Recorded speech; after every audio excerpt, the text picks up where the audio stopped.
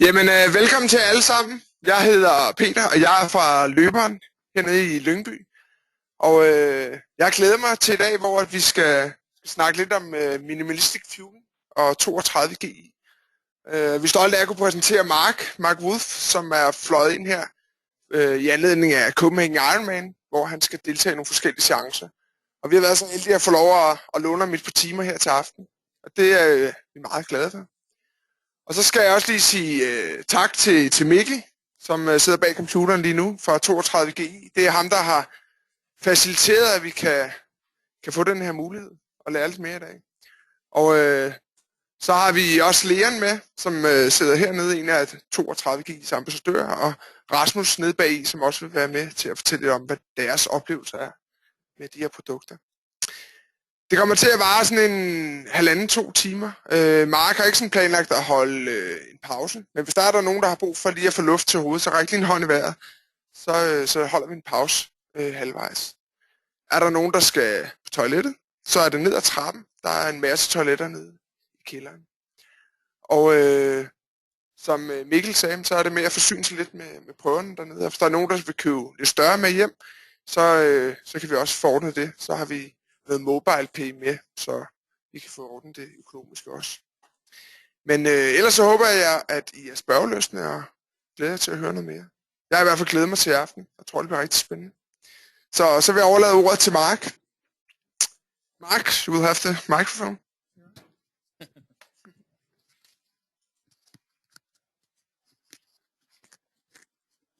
Okay. Unfortunately, jeg snakker ikke dansk. I don't speak Danish. I speak other languages, and ich habe keine Übung in Deutsch as well. So,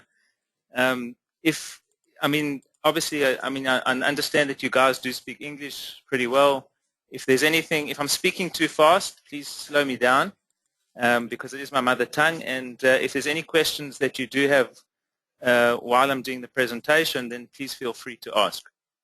Okay, I don't know what was just said about me. I hope it wasn't bad. But we're actually doing a live webinar at the same time that we're doing that I'm doing a presentation to you all, and I think there's 70 people that are listening on the internet at the same time. So we might have to, I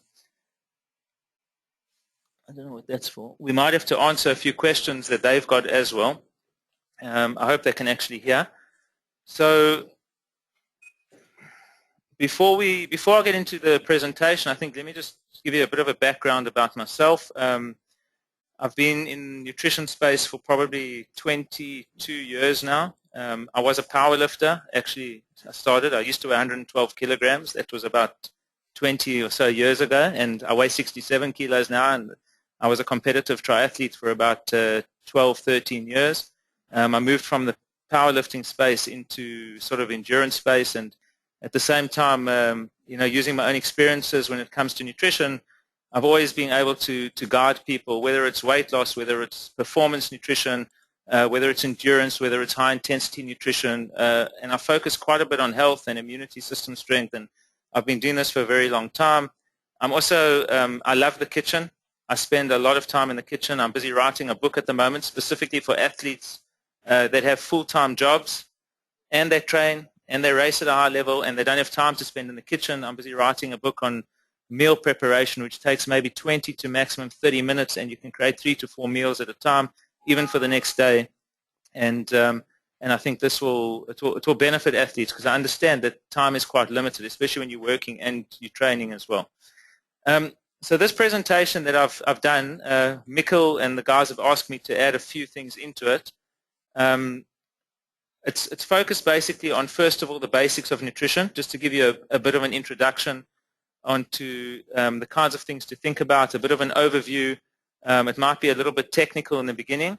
And then what I do is I actually focus a little bit on types of racing and fueling nutrition, as well as a little concept that at 32GI we term to be minimalistic fueling, which is becoming quite a popular trend in the endurance space. It's starting off. And I'll discuss a little bit about that, and then we can talk about racing as well.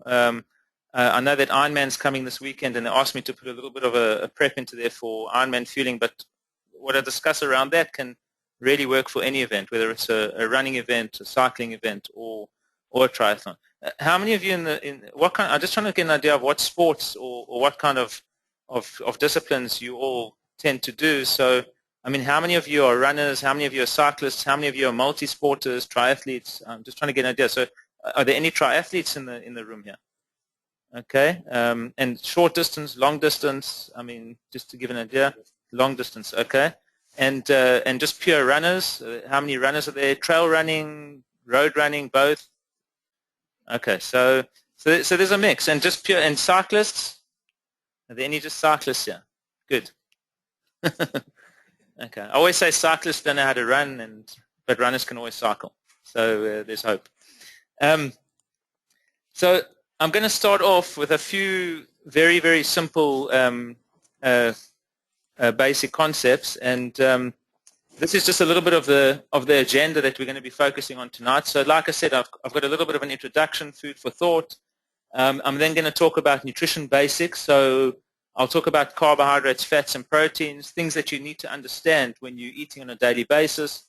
I'm going to talk about where to start. In other words, as an individual, where do you start? How do you know if you're eating correctly? How do you know if what you are actually eating is correct for your body? And I'm going to talk about different ways that you can learn to understand your own body to guide you through life. In other words, making sure that you make the right and proper choices when it comes to nutrition. I'm going to talk about sports nutrition, and then I said minimalistic fueling, and then I will have a question and answer session. And we have got some athletes here as well, some elite athletes, which it will be good to bring them into the picture. Then I can keep quiet. You don't have to hear my voice for a little bit, but maybe get an idea of what they do when they're racing, how they're prepping for racing, for training, etc., and the kind of meals and the kind of nutrition that they adopt. So some food for thought. First of all, you can spend as many hours as you want training, but if you don't eat right, sooner or later trouble will come knocking at your door. And this is a very, very real quote. There's a lot of people spend a lot of time worrying about training, and they don't worry so much about the recovery, and nutrition forms very much a part of recovery, and they also don't worry so much about the nutrition. And the minute you start doing exercise, you're putting your body under physical stress, and if you carry on doing that for an extended period of time, trouble will come knocking at the door in the form of illness, in the form of injury, in the form of something, because you actually haven't gone and focused on everything, and it's something holistically that you need to focus on. Once it's past your lips, you've lost all possible means of control. So once you've eaten something, that's it. Whatever happens or whatever it does to your body, you've got no control over that, unless you're bulimic, but you've got no control over that. So the point of selecting a food or something that you're going to put into your mouth, whatever it is a conscious decision that you need to make, because once you've made that decision, that's it. Either the damage or the goodness or whatever you've decided to put into your mouth is going to be done. I love this one. If fitness came in a bottle, then everybody would have a great body. And that's very true, that's for sure. A lot of athletes, a lot of people are always looking for the quick fix. They're always looking for that supplement that's going to make them stronger, better, faster, quicker. I'm sorry to say, but it just does not exist. Anything that you ingest is going to take a period of time before it has a proper impact on your body. And if you speak to, last week I was speaking to one of the top sports nutritionists in the world, Dr. Robert Childs. He's a sports scientist who works actually with MT in Quebec. He's very well known for his input into nutrition in the Tour de France. He's worked with some of the great cyclists of our time. And as he said, supplements might give you a 1 to 3% advantage. But what you eat every single day, that's exactly what's going to count when it comes to true performance. And then this is something I always tell my athletes, because a lot of them say, I podium, I'm fit, I'm fast, I'm strong. I don't care. It doesn't matter how fit, fast, or strong you are. If you don't focus on your nutrition, you're not going to reach your full potential. And you don't know what your full potential is until you actually have those things in focus. And you're talking about training, recovery, nutrition. All three play a very critical role. Nutrition plays a very important role.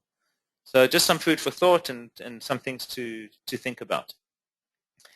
Nutrition needs to be taken into account for every aspect of our lives, and I think that that's something that's very important to understand. And I'm going to explain to you what nutrition actually does, and you might not have ever thought about this. But if we have a look at the energy system, for example, Energy causes productivity, cognitive function, mood, performance, endurance, fatigue, activity, stability. All these things form part of the energy system. And how do we get energy? We eat it. The same as we put petrol or fuel into a vehicle to drive. The human body is a vehicle. We drive ourselves not just on a physical level, but on an emotional level, and nutrition feeds all of that. And that's something that you always need to take into account. On a health perspective, immune system function, illness, inflammation, injury, psychological disorders, depression or emotional instability, disease, allergy, stress, every single one of these attributes that fall under health is basically something that nutrition plays a very critical role in. And it's very simple. I mean, I can give you quite an easy example. You wake up in the morning, you're feeling depressed, you have a cup of coffee with sugar, you're feeling a little bit better, mood's up, but then it wears off and you drop.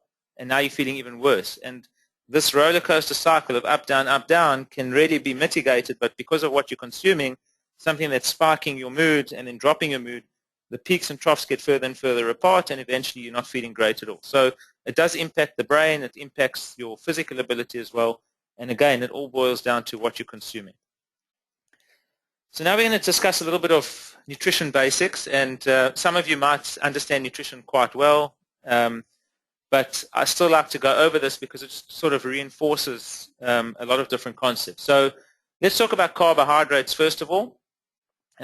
Carbohydrates are obviously the quickest form of energy.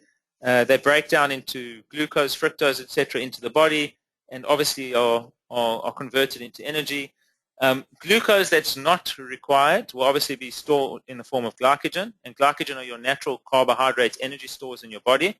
But if your glycogen stores are topped up and they're full, and you keep eating glucose, there's only one thing that is going to happen: store the fat, store the fat, store the fat. And that's exactly what happens. So the thing about carbohydrates is, yes, they are necessary, but how much carbs should you be consuming? When should you be consuming them?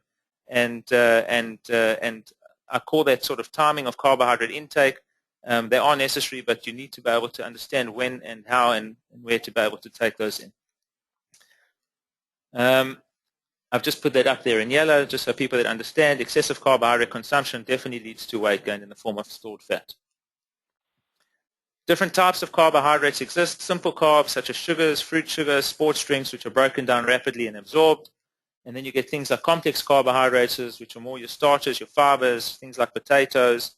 They've sort of got a slower digestion and absorption rate, although there are some complex carbs, one in particular that's got a very high absorption and digestion rate, and that's maltodextrin, which is a cornstarch, and that is basically used in sports drinks. And if you ever see a sports drink that says carbohydrate or glycemic carbohydrates 50 grams, but of sugars 40 grams, you know that 10 grams of that is a complex carbohydrate, maybe such as maltodextrin. It is not classified as a sugar. And generally you'll see there's sports drinks use that type of blend. Fiber can never be absorbed or digested. It passes through the system, so it does aid digestive function. So when you're looking at carbohydrate content of any food that you eat, you need to look at the net carbohydrate content. In other words, if you're eating an apple and there's 7 or 8 grams of fiber in the apple, and the apple's 30 grams, you can take the 30 grams minus the 8 grams of fiber. You're actually only eating and absorbing 22 grams of carbohydrate. So you always look at the net value. There's different types of carbohydrates. A potato doesn't necessarily equal a banana, equal an apple, equal a Wheat Bix cereal. If you understand, if you guys ever have Wheat Bix or I don't know what other cereals you've got here, a processed oats or a rolled oats, every single one of them is different. And in Europe, they don't really work much on what we call the glycemic index. And actually in Israel, they don't accept the glycemic index either. In South Africa, we do work with a glycemic index, and it's basically a measurement of blood sugar response when you consume a certain amount of carbohydrates. It actually sees how the insulin rise is how the insulin rise is given when a certain amount of carbohydrates is consumed. And they work on a maximum of 50 grams of carbohydrates. And that's the reason why maybe GI is not so accepted worldwide, because who's to say that if I eat something, it's going to be limited to 50 grams of carbs per meal? I mean, I know that in some of the gyms, we've got a big Virgin Actives. This is one of the big gyms in South Africa. And interestingly enough, if you go and you order a rolled oats breakfast afterwards, the serving is 150 grams of oats. That's a large amount. It's 3 times more. And then you get something what's called glycemic loading. And in other words, if you're eating more than 50 grams, maybe 60, 70, 80 grams, even if it's a low GI product, in other words, the glycemic response is low, if you consume an excessive amount, the glycemic response will actually be high because the amount of sugar in there is quite loaded. So there's 3 measurements. Low GI is usually under 55. What borders on there is something like probably a ripe banana is around 55, and apples around the 30s. Fructose is around 19. And basically then you're looking at a medium GI, which is over 55 up to about 70. In that range, you would get more the fruits, like your berries, your blueberries, your raspberries would fall more into the medium GI. If you start looking at high GI, which means the fruits that have really, really concentrated sugar and spike your insulin levels, you're looking at things like grapes, you're looking at things like watermelon, believe it or not, and you're looking at fruits which are actually quite high in sugar, concentrated in sugar. And each one of these affect your body differently. So if you eat an apple and it's low GI, it will leave you feeling a little bit fuller for longer. But if you eat a grape, it's high GI, it will give you a quick, nice sugar rush, and then it will actually drop you a lot quicker. And that's really how the glycemic index works. So foods are sort of broken down in that range, but unfortunately it comes to the amount of carbohydrates you're actually consuming when you're dealing with the GI index. So now let's have a look at fats. Fats and energy, it's without a doubt, it is probably one of the most critical elements for energy provisioning. And if you think about it in terms of a sporting event, you can go so much time on your carbohydrate or your glycogen stores at a high intensity. I don't know how many of you ever hit the wall before, or they call it bonking. You've run out of energy completely. You're busy running and suddenly like you have just got nothing left. If you're riding a bike, you can't even push the pedal. You just feel this dizziness come over you. That's what we call hitting the wall. Basically, your glycogen stores are completely depleted. And what happens is the brain says, whoa, I'm in control over here. You're not going anywhere. We're going to slow down the pace. And because we slow down the pace, we now have the ability to take our fat and convert that into a form of energy, because it only at a slower pace, so you're able to really utilize fat properly, because it requires quite a fair amount of oxygen for conversion. So fat is a very critical, in an endurance event, in an ultra event, it's a very, very critical form of energy, and it's quite interesting. We're going to talk about it a little bit later, how you can tap into your fat stores and how you can also become a little bit more fat efficient. It's very healthy as part of any diet. It's very good for physiological function. For the ladies, it's absolutely brilliant for the skin. It helps with the nervous system. It helps with organ function. And I mean, it's a very critical element of each diet. I always tell people fat is so important. You should never eliminate it from a diet. You should actually probably eat a little bit more than you are eating, but make sure it's the healthy fats. And there are 3 types of fats, which I put out here: saturated, unsaturated, and trans fats. Trans fats you want to stay away from because it's a solid form of unsaturated fat. Things like margarines are usually pretty high in trans fat, something you should definitely stay away from. Saturated fats are usually your animal-sourced fats, so those are your hardened fats, so the fat of an animal, and things like, as well as eggs, dairy, meat, they're always solid at room temperature. And then your unsaturated fats are more your plant-based fats, so things like flaxseed oil, and those kinds of things. You need to have, obviously, in a diet a combination of saturated and unsaturated fats, but again, it really depends on the kind of person that you are that will determine which fats you should predominantly be eating. And then proteins, and this is something that it's always misunderstood. I mean, I even see bodybuilders eating massive amounts of protein, and I still sometimes can't understand why. It really depends on the amount that's required. But for any person, protein is a very, very necessary element when it comes to food. It's a very important nutrient. Proteins are really the building blocks of our entire physical structure, and it's probably one of the most critical components. It's used to build and repair tissue. I'm talking to people that are exercise and that are athletes. Protein is so critical. If you don't consume enough protein in your diet, you definitely run risks of injury, you run risks of illness, and you need to make sure that you take in a substantial amount. And we'll talk about what is the right amount at a later stage.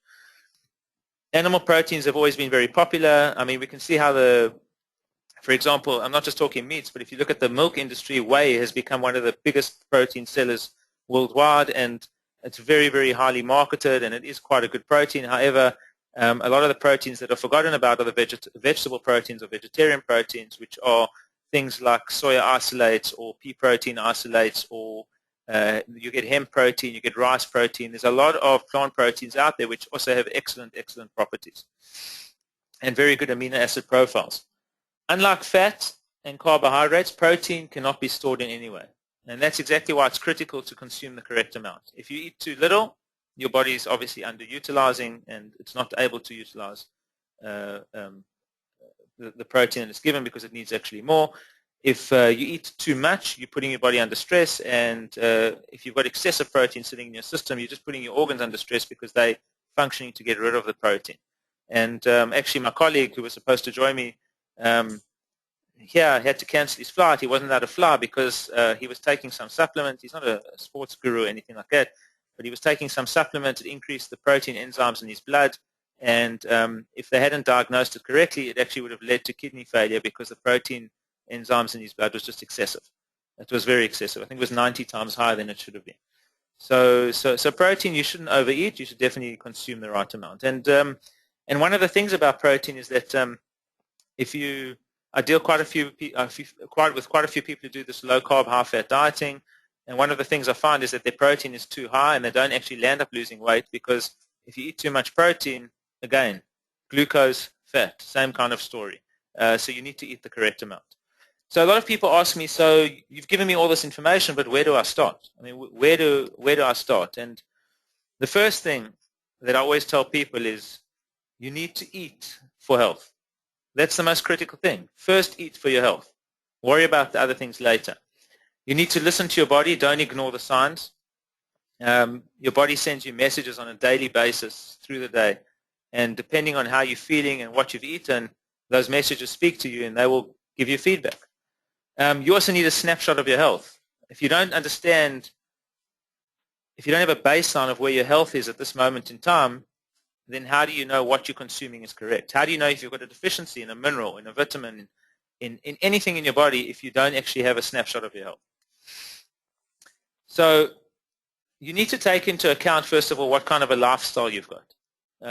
Have you got work pressures, home pressures, relationship commitments? How are your sleeping patterns? Do you travel a lot?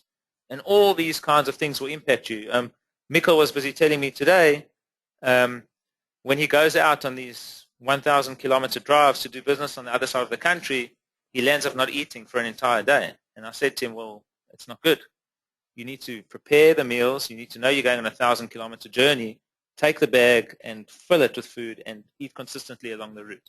And a lot of us get sidetracked when we're busy, and we do slip to the nutrition does slip on the wayside, and it's something that you should really take into account. What is your training regime? I mean, over and above your lifestyle, how often are you training? So the frequency of training, the intensity that you're training at, the time of day that you're training, all of these play a critical role when it comes to determining how you should be eating. Sorry, can you guys see over there? So let's get started. Let's have a look at a snapshot. So I'm not saying going to a doctor yet. The first thing I'm telling you is you can do a self-examination. Energy levels. When you wake up in the morning, how do you feel? Are you like ready to explode and jump out of bed, ready to attack the day? Or do you like roll out of bed and like, oh God, not another day, you know? Although I believe Denmark is the happiest nation in the world, so I'm hoping you all jump out of bed. But that energy levels are consistently talking to us. If you wake up feeling fatigued and lethargic or tired, there's a few things that could be wrong. Either you haven't eaten correctly and it's impacted your sleep at night, or maybe you've got stresses, and because of your stresses, you're not sleeping at night. Or maybe you're battling to sleep. Maybe you've got a little child at home. Whatever the story is that the next morning, the way you feel is going to tell a story of what happened in the previous 24 hours. And that story can be related to a lot of different things. So you need to take note of that. And if it's happening consistently on a daily basis, you need to know that there is something wrong. Energy levels should be consistent. You should be waking up feeling good in the mornings and really not feeling bad. And if somebody tells me I feel good every morning when I get out of bed, my next question to them is, how do you know what good feels like? And that's another thing that I've learned, because it got to a stage in my life where the better I ate and the more I tweaked my diet, the better I felt. And when I woke up in the morning, I thought, wow, I feel great. And then a year or two later, I felt, wow, now I feel like even greater. And then a year or two later, I felt like, okay, that great wasn't so great because now I'm feeling even different. So there's always ways of improving yourself. And there is, to me, no baseline that says I'm happy or you need to strive for progress and you need to try and get it better, because good is not always necessarily good. You might be missing out on something that's actually a lot better. Digestive function, and it's something I do talk about. If your digestive function is regular and you're not suffering from stomach problems, if you don't have cramps or flatulence or bloatedness or things like that, well, that's great. But if you do, if you're feeling bloated or you're feeling a little bit lethargic or fatigued or there are stomach issues, then you need to listen to those, because those are messages your body's giving you and saying, hey, I'm not happy. Either you're putting something wrong into the body that's impacting you, and you're not listening to it, and you're carrying on a daily basis. You need to try and listen to those signs, and that gives you a very good snapshot. So just by the way, all these points you should be writing. I'm not saying writing down now, but you should. I'm going to send the presentation afterwards, and or it's even recorded if you really want to watch it again. We're actually recording the session. But what you can actually do is you can go through these points and actually jot down, try and on a daily basis, try and see how am I feeling when I wake up, how's my stomach functioning, how is my sleeping, try and analyze it. Now, when it comes to me, I actually analyze these things consistently.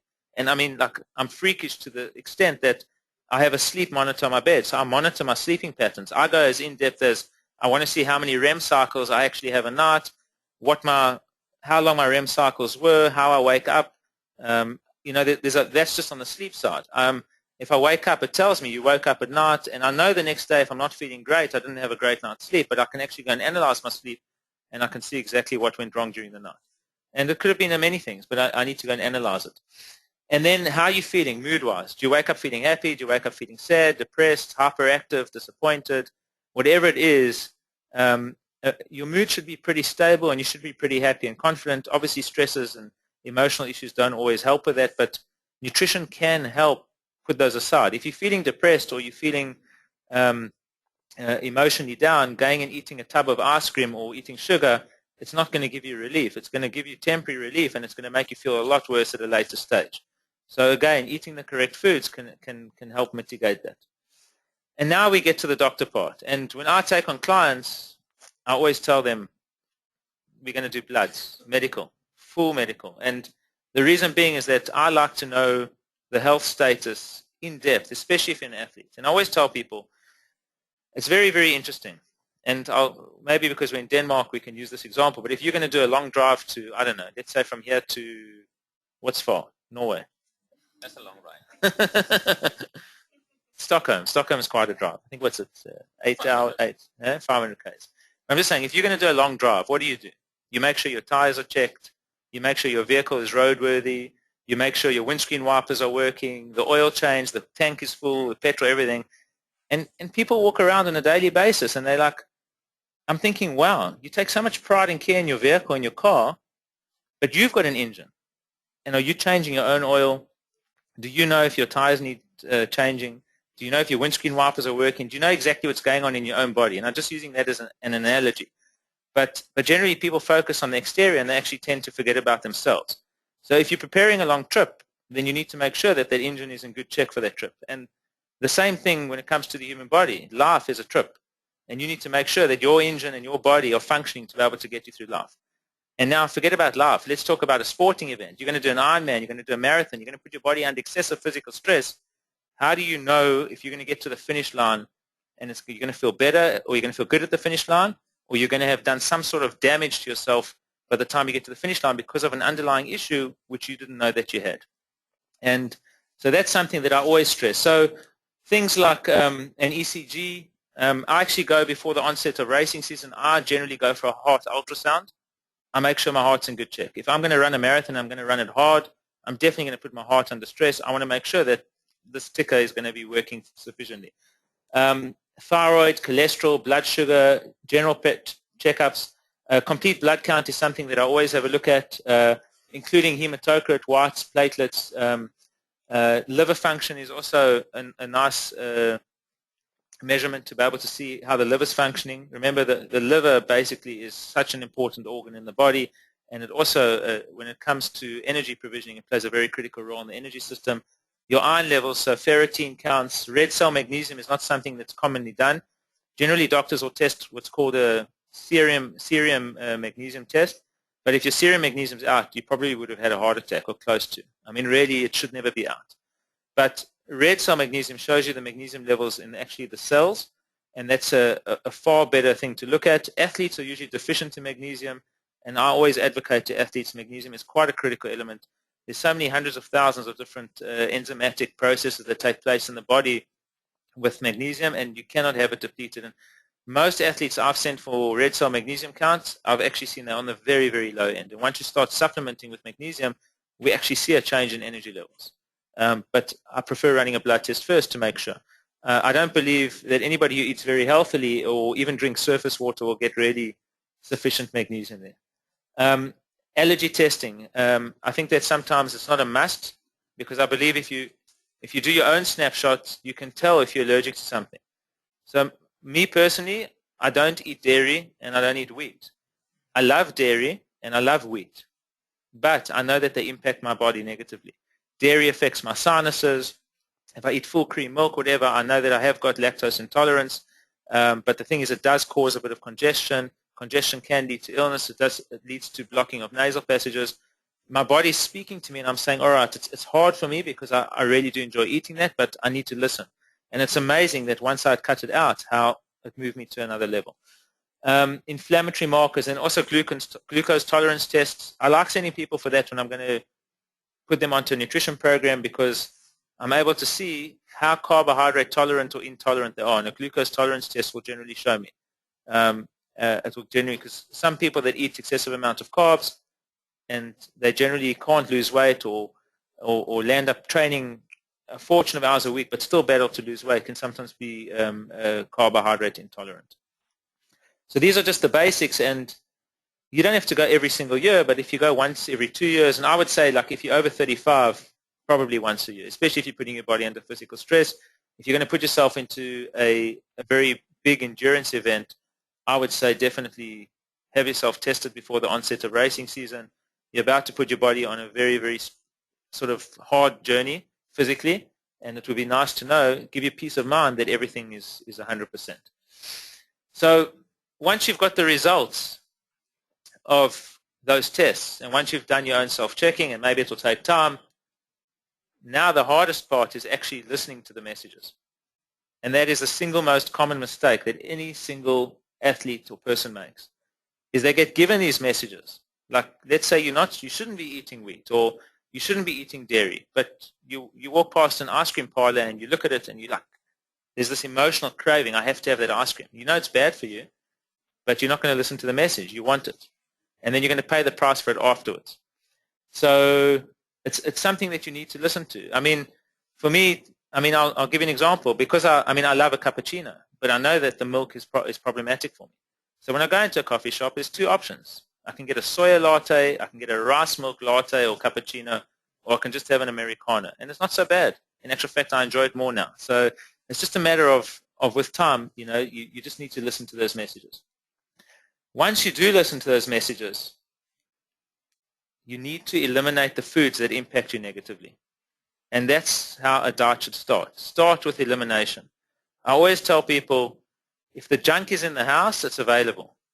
But the minute it's out the house, it's not available. If you don't have chocolates in the cupboard, and you don't have processed cereals in the cupboards, and you don't have sweets and ice cream lying in the fridge, and it's not there, the only options that are there are broccoli, cauliflower, or whatever it is that's sitting in there. There are better options. So start with elimination. Start to get rid of the things that shouldn't be there. If you're eating processed oats, rather switch to a rolled oats. If you're eating very, very cleanly, maybe try and swap out some of your fruits or vegetables for an organic produce instead of a non-organic. Bananas as an example. So just try and mitigate or eliminate the foods that are impacting you negatively. And already that's the place you really need to start. Already that will make a big difference, and you'll actually see that from an energy perspective as well. So now that you know the starting point, you need to what we call building the foundation up. Do you need to cut certain foods such as dairy, wheat, gluten, meat, legumes? Are you vegan, vegetarian? Are you an LCHF, paleo eater? Whatever kind of eater you are, or whatever you've decided to eat, you need to start cutting. If you don't need to cut anything, if you don't think you need to cut anything, then when you start to eat, you need to take note of digestive impact, energy levels, etc. And when you suddenly feel off, then you need to analyze the food you've eaten in the last 24 hours, write it down, and if it does happen again when you eat a similar meal, you know that something in that meal is causing an issue. And then you can start a process of elimination again. And the only way you're going to know is if you record it. It's I had a pro athlete. He's triathlon coach of mine. He made himself, even being a top triathlon coach, a big mistake. He went to a foreign city, to race an Ironman, and he was up for a very top position. And on the bike, I think it was on the bike leg, probably about 120 kilometers into the bike, or even before, right from the, earlier on, he just couldn't hold his food down. He just kept on throwing up. He just couldn't keep the food down no matter what. And he was actually sitting, I think, in 6th or 7th position, 17 kilometers, 18 kilometers on the run, and then he just pulled out. He just couldn't anymore. His race was over. And when I contacted him afterwards and I spoke to him on the nutrition side, he just said to me he was feeling off. And I tried to analyze to see if it was something that was race nutrition oriented, and it definitely wasn't. What he had done in training, he had stuck to in racing. And then we analyzed what he had eaten the day before, the night before, the day before, and then we figured it out. He had gone to some Italian restaurant in a big city where all these thousands of athletes are, where they don't go and clean out the water in the pasta pot, and he went to a restaurant which is probably turning over hundreds of pots of pasta every 20 or 30 minutes, and it actually landed up, and the testing showed that he had food poisoning. So just by traveling very far and then suddenly going and eating one meal, which was a risky meal, had actually caused that issue. And so anything that you eat within 24, 48 hours, even of an event or something, can have an impact negatively on your system. It just depends on how it's going to impact you. So now let's talk about the protein factor. And this is always a debate, but everybody's got their theories. When it comes to dieting, I always start with, let's work out how much protein you should be taking in. And really that comes down to what kind of person are you? Are you sedentary? Do you not do any exercise at all? Are you a bodybuilder? Are you an endurance athlete, sprinter, long-distance runner, crossfitter, sweat 1000, whatever you call it? Whatever your training is, that will usually determine the amount of protein that you take in. And people say to me, can't I eat as much protein as I want? And again, I've mentioned that earlier. No, you can't, because overconsumption of protein can equal to organ issues and fat gain. And the recommendations are, if you're an endurance athlete, you should probably be taking in around 1.4, at least 1.4 grams of protein per kilogram of body weight, up to around 1.7. It depends on the kind of athlete that you actually are. But I find that that's quite a sufficient amount of protein. I wouldn't really go over that. You can even go under that, but generally I start with the protein measurement. Sometimes that protein, it's not on a daily basis. It varies. It depends on the kind of day. So usually when athletes have a high-intensity day, maybe the protein intake is a little bit more. On a low-intensity day, it might be on the lower end. But so it might vary slightly, but it's usually within that range. CrossFit, weight training, these guys take in anywhere from 1.7 up to 3 grams. I think 3 grams is excessive. I even think 2.5 grams is excessive. So it really depends on the kind of exercise you do. And then there's a big puzzle, because the carbohydrate side, people really battle. And let's have a look at carbohydrates first. So, let's have a look at the bad things. Carbs are addictive. I mean, they are addictive. You can walk past a nice bakery and you smell that bread and it's like, phew, it's very difficult to walk past it. They're very acidic. They do cause acid. They can cause insulin spiking depending on what carbohydrates you have. They do cause inflammation. They're the most incredible comfort food. So people are emotionally attached to carbohydrates. And they also feed the bad guys the quickest. So let me tell you this. If you've got flu, if you've got a cold, if you're sick, a virus, whatever, you should actually cut the carbs. Because the more carbs you eat, the more you're feeding them. And the more you're making them stronger, the longer it's going to take you to actually get over that illness. There's also been science which has shown that carbohydrates or glucose derived from carbohydrates are cancer feeding as well. So they tell people who are also suffering from cancer, you need to cut the carbohydrates completely. You need to find rather glucose from fat, because glucose from fat, a cancer cell doesn't have the property to adapt and actually feed from that kind of glucose, and it actually causes it to die. And And that's been quite a school of thought, and there's been a lot of science behind that as well. But on the other hand, carbohydrates are the quickest food that's converted to energy. So if you're feeling flat and you really need to get energy into the system quickly, the carbohydrate is the way to do it. They can be consumed in the form of food and vegetables, and obviously those are very good carbohydrates. They're very nutrient dense. Berries are nutrient dense, high in antioxidants. Things like broccoli, things like cauliflower, things like Brussels sprouts, spinach, all these kinds of different carbs have got very, very good nutrients, and those are something that are needed in our diet. They're also an excellent source of fiber, and they are required for normal health function, so you can't eliminate them totally. So the question is, which diet do you go on? And my answer to you is you go on your own diet. There's really no other way to put it. Every single person sitting in this room is a unique individual, and each person has unique requirements. What works for one person is not necessarily going to work for the next. And by listening to your messages that the body gives you, and by getting a snapshot of your health, and by understanding and getting in tune with yourself, this will guide you on your eating path or your journey of nutrition. And that's generally the way to actually start. We all created equal, but on a cellular level, we're actually all very, very different. There's no doubt about that. It will take time. It will take experimentation. It takes a lot of listening to your body, but over time, you can make yourself extremely strong. And in the words of Ben Greenfield, who's also a very good sports scientist, an awesome guy as well, even to the extent that eating correctly can make you superhuman. Not like superhuman, like I can lift up boats or whatever it is, but superhuman to the extent that you feel so much stronger on so many different levels, from an emotional energy, from a physical point of view, than you ever felt before. And it's an incredible feeling. It really, really is. You have to remember that nutrition is a percentages game. If I eat 60 meals a week, as an example, and I eat and I only eat like 5 cheat meals, well, that's great. More than like 90% of my diet is good. But if I eat 20 meals a week and I'm eating 5 cheat meals, well, 20% of my diet is out the window. And that's a very high percentage. And it's a percentages game. So I'm not saying don't reward yourself for eating well, but make sure the rewards aren't every meal and that they spread further apart. Okay, so that's just a basic overview and introduction on the nutrition side. Are there any questions? Are there any questions over here that people have asked? Can they hear us? Can they hear us? Okay.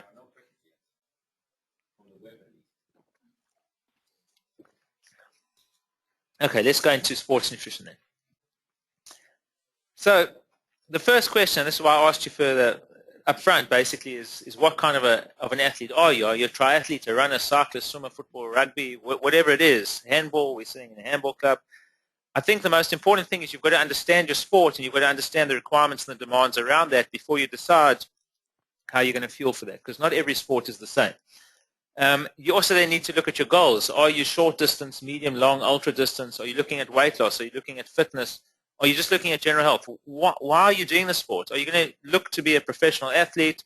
Are you just going to be looking at competing at your own level, maybe an age grouper athlete?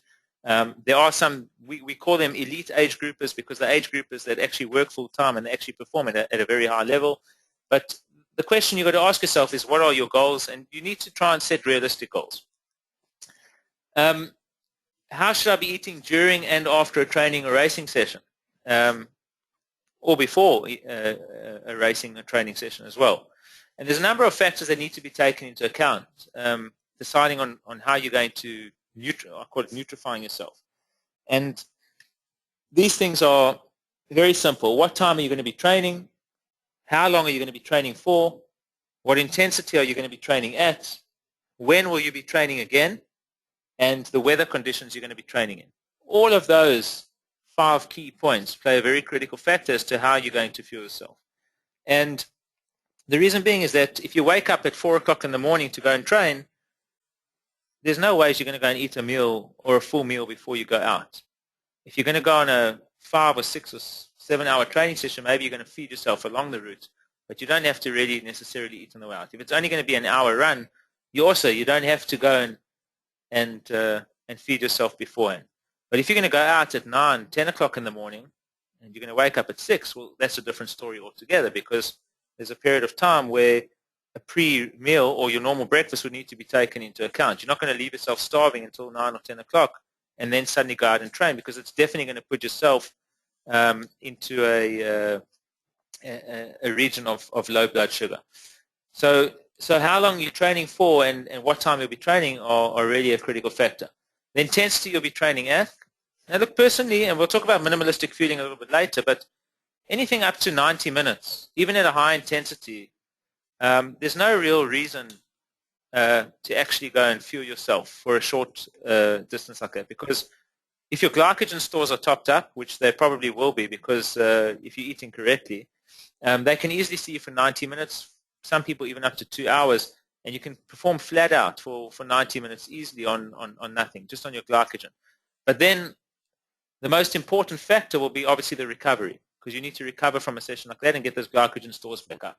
If you're training at a very low intensity, well, again, that's another factor that you take into account. You definitely don't need to fuel before, you don't need to fuel during. And I'll give you an example on intensity, but I'll get to that when it comes to also more the minimalistic fueling. When will you be training again? Now, the reason that that's important is that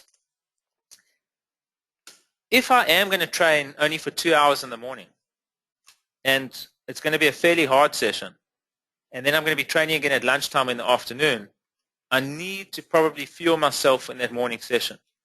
And the reason being is that if I hit myself hard in that morning session, I don't think I will be able to even put in enough nutrition into the system to be able to recover to put in a quality session later in the day. And usually that falls into the range of triathletes that do train twice a day.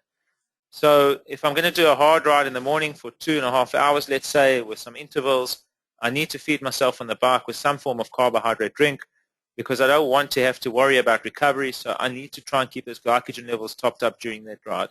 If I'm going to go and ride hard on water and deplete my glycogen, and then in the evening I've got another hard run session or a track session or a hard interval swimming session, I think I'm going to really battle with my energy levels because I never fueled myself in the morning. So you need to determine when is my next workout, how hard is it going to be, and how do I have to feed myself for that particular session. And then on weather conditions, and I had this talk with one of the 32GR stockists today, in actual fact. He was telling me that he prefers racing in a hot, dry climate, because in a humid climate he feels that he just has to take in a lot of salt. And that's quite interesting because, you know, you see it. In a cold climate, you take in less fluid.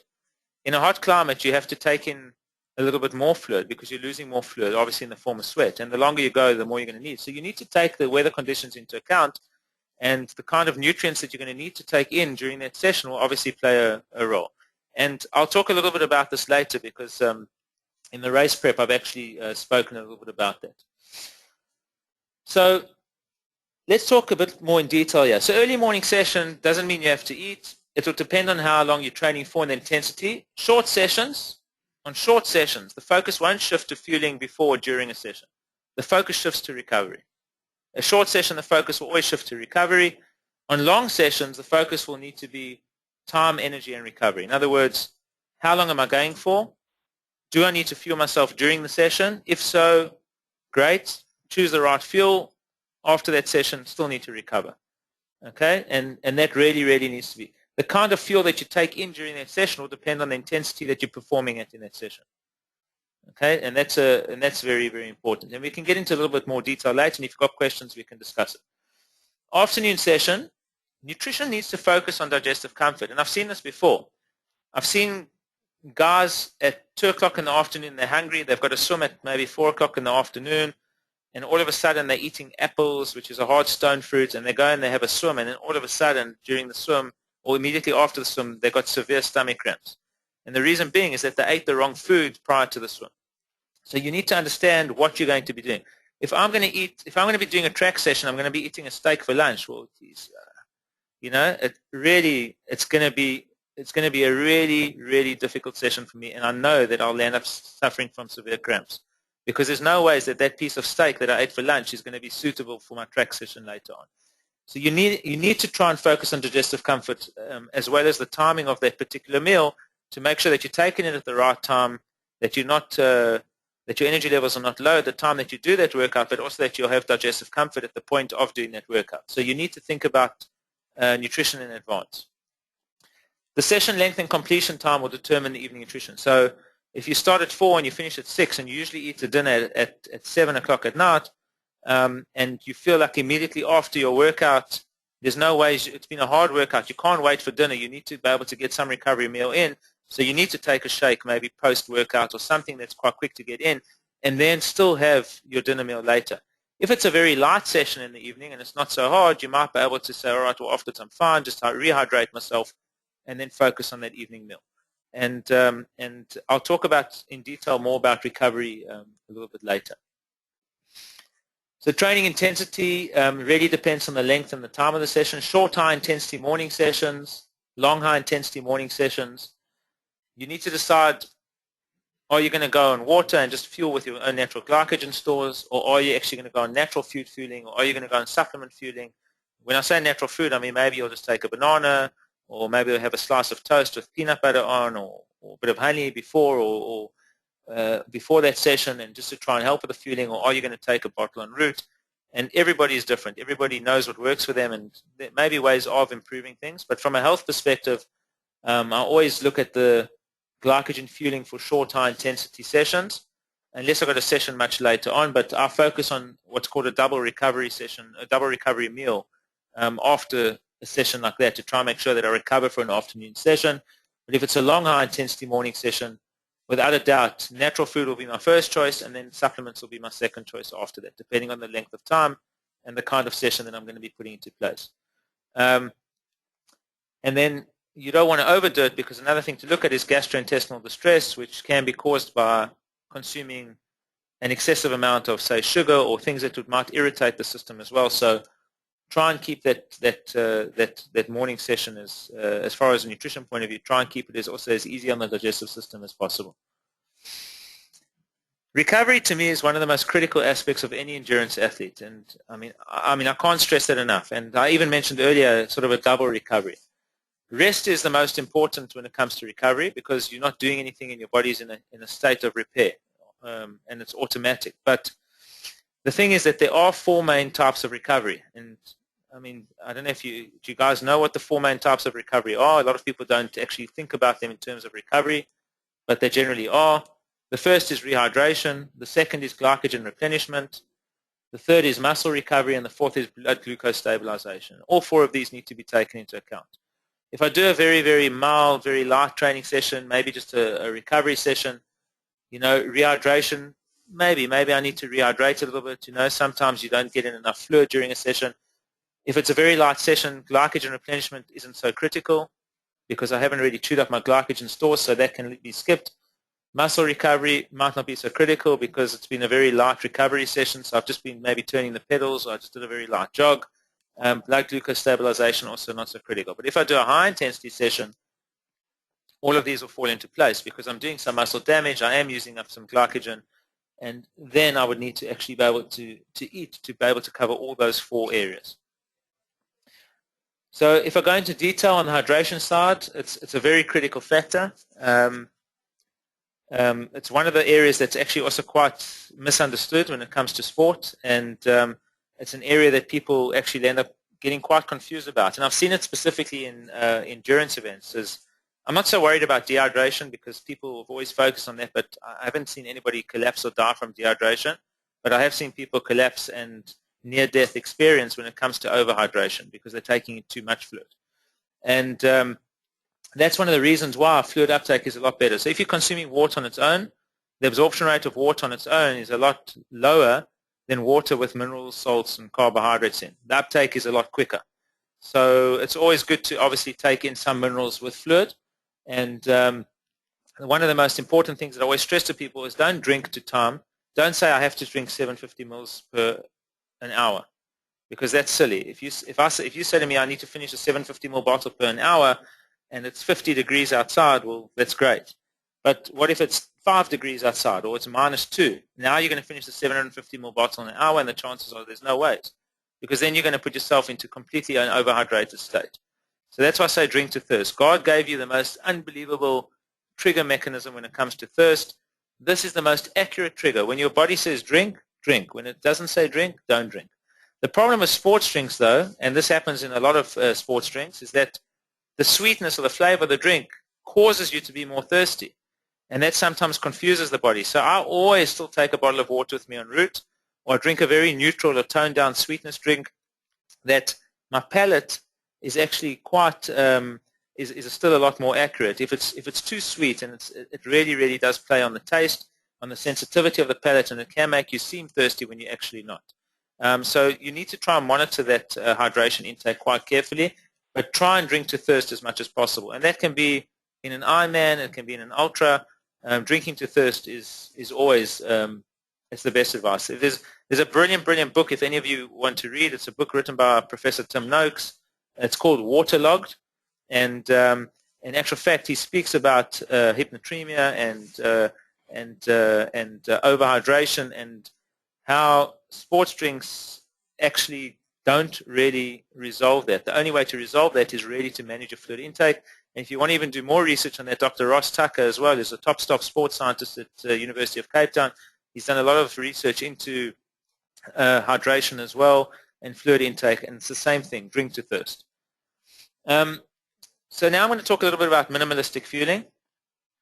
And it's actually quite an interesting topic, but I only have 3 slides on it because it's actually quite a short topic, but I'll explain to you what it is. And this is my definition of it. So it's training your own body to be able to perform primarily on its own natural energy stores with minimal assistance. In other words, trying to use your own glycogen and fat stores to do work as opposed to worrying about consuming external things such as carbohydrates or fat or whatever it is, and trying to actually maximize the use of that. And this is something that I actually quite like to practice because what actually happens is it actually makes a person far more fat efficient. And we were speaking to Ole Stugart today, who's been doing some testing on athletes, and interestingly he mentioned that some of the athletes that he tested, we were talking about VO2 max and lactate thresholds, and we were talking about some of the athletes that he actually tested in his center. He was,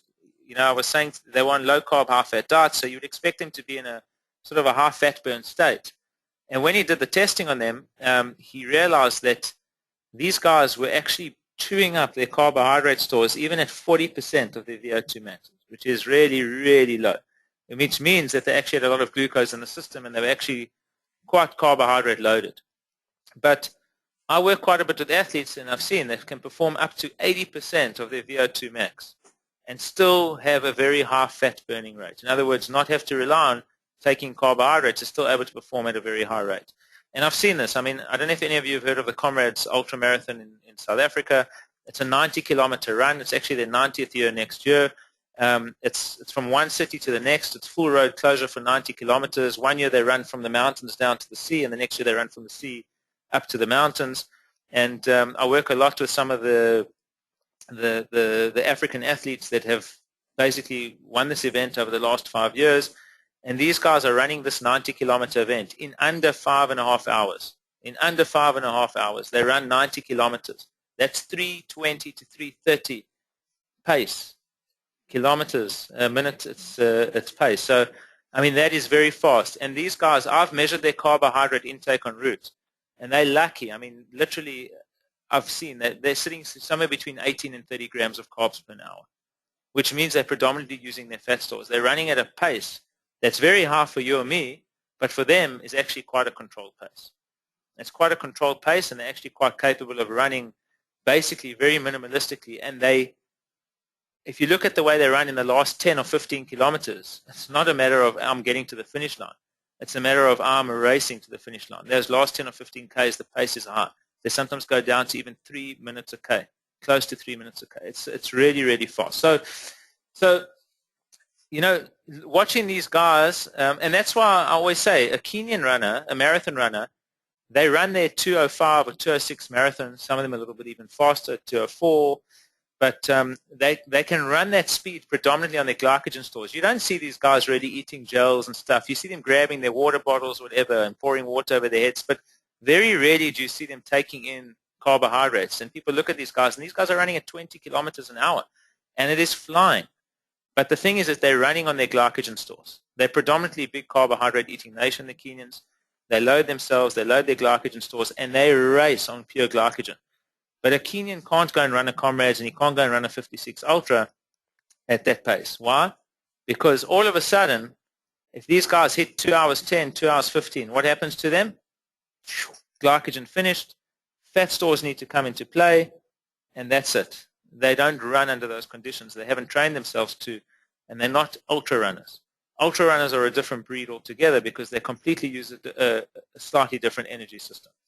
So, and I mean, we've seen Kenyans come to Cape Town for the Two Oceans Marathon. I mean, this year they offered $1 million to someone to break the record. So a lot of them flew to Cape Town, and none of them showed. None of them actually showed up in the top 10 or 15. And the reason being is that they're just not used to that distance. They can run the first 40, 45 fast, but those last 10 kilometers it's a different energy system. And the human body is very good at on energy compartmentalization. It uses energy sources from, depending on how you're performing and the kind of pace you're performing at, the body is able to compartmentalize and extract the energy when it's required. So what I try and do with athletes is I try and actually work with them to try and make them more fat efficient, and it does play a benefit. It doesn't mean go and race on nothing. But if you make yourself more fat efficient, when you do race and you take in carbohydrates during a race, it has a much bigger impact on your body.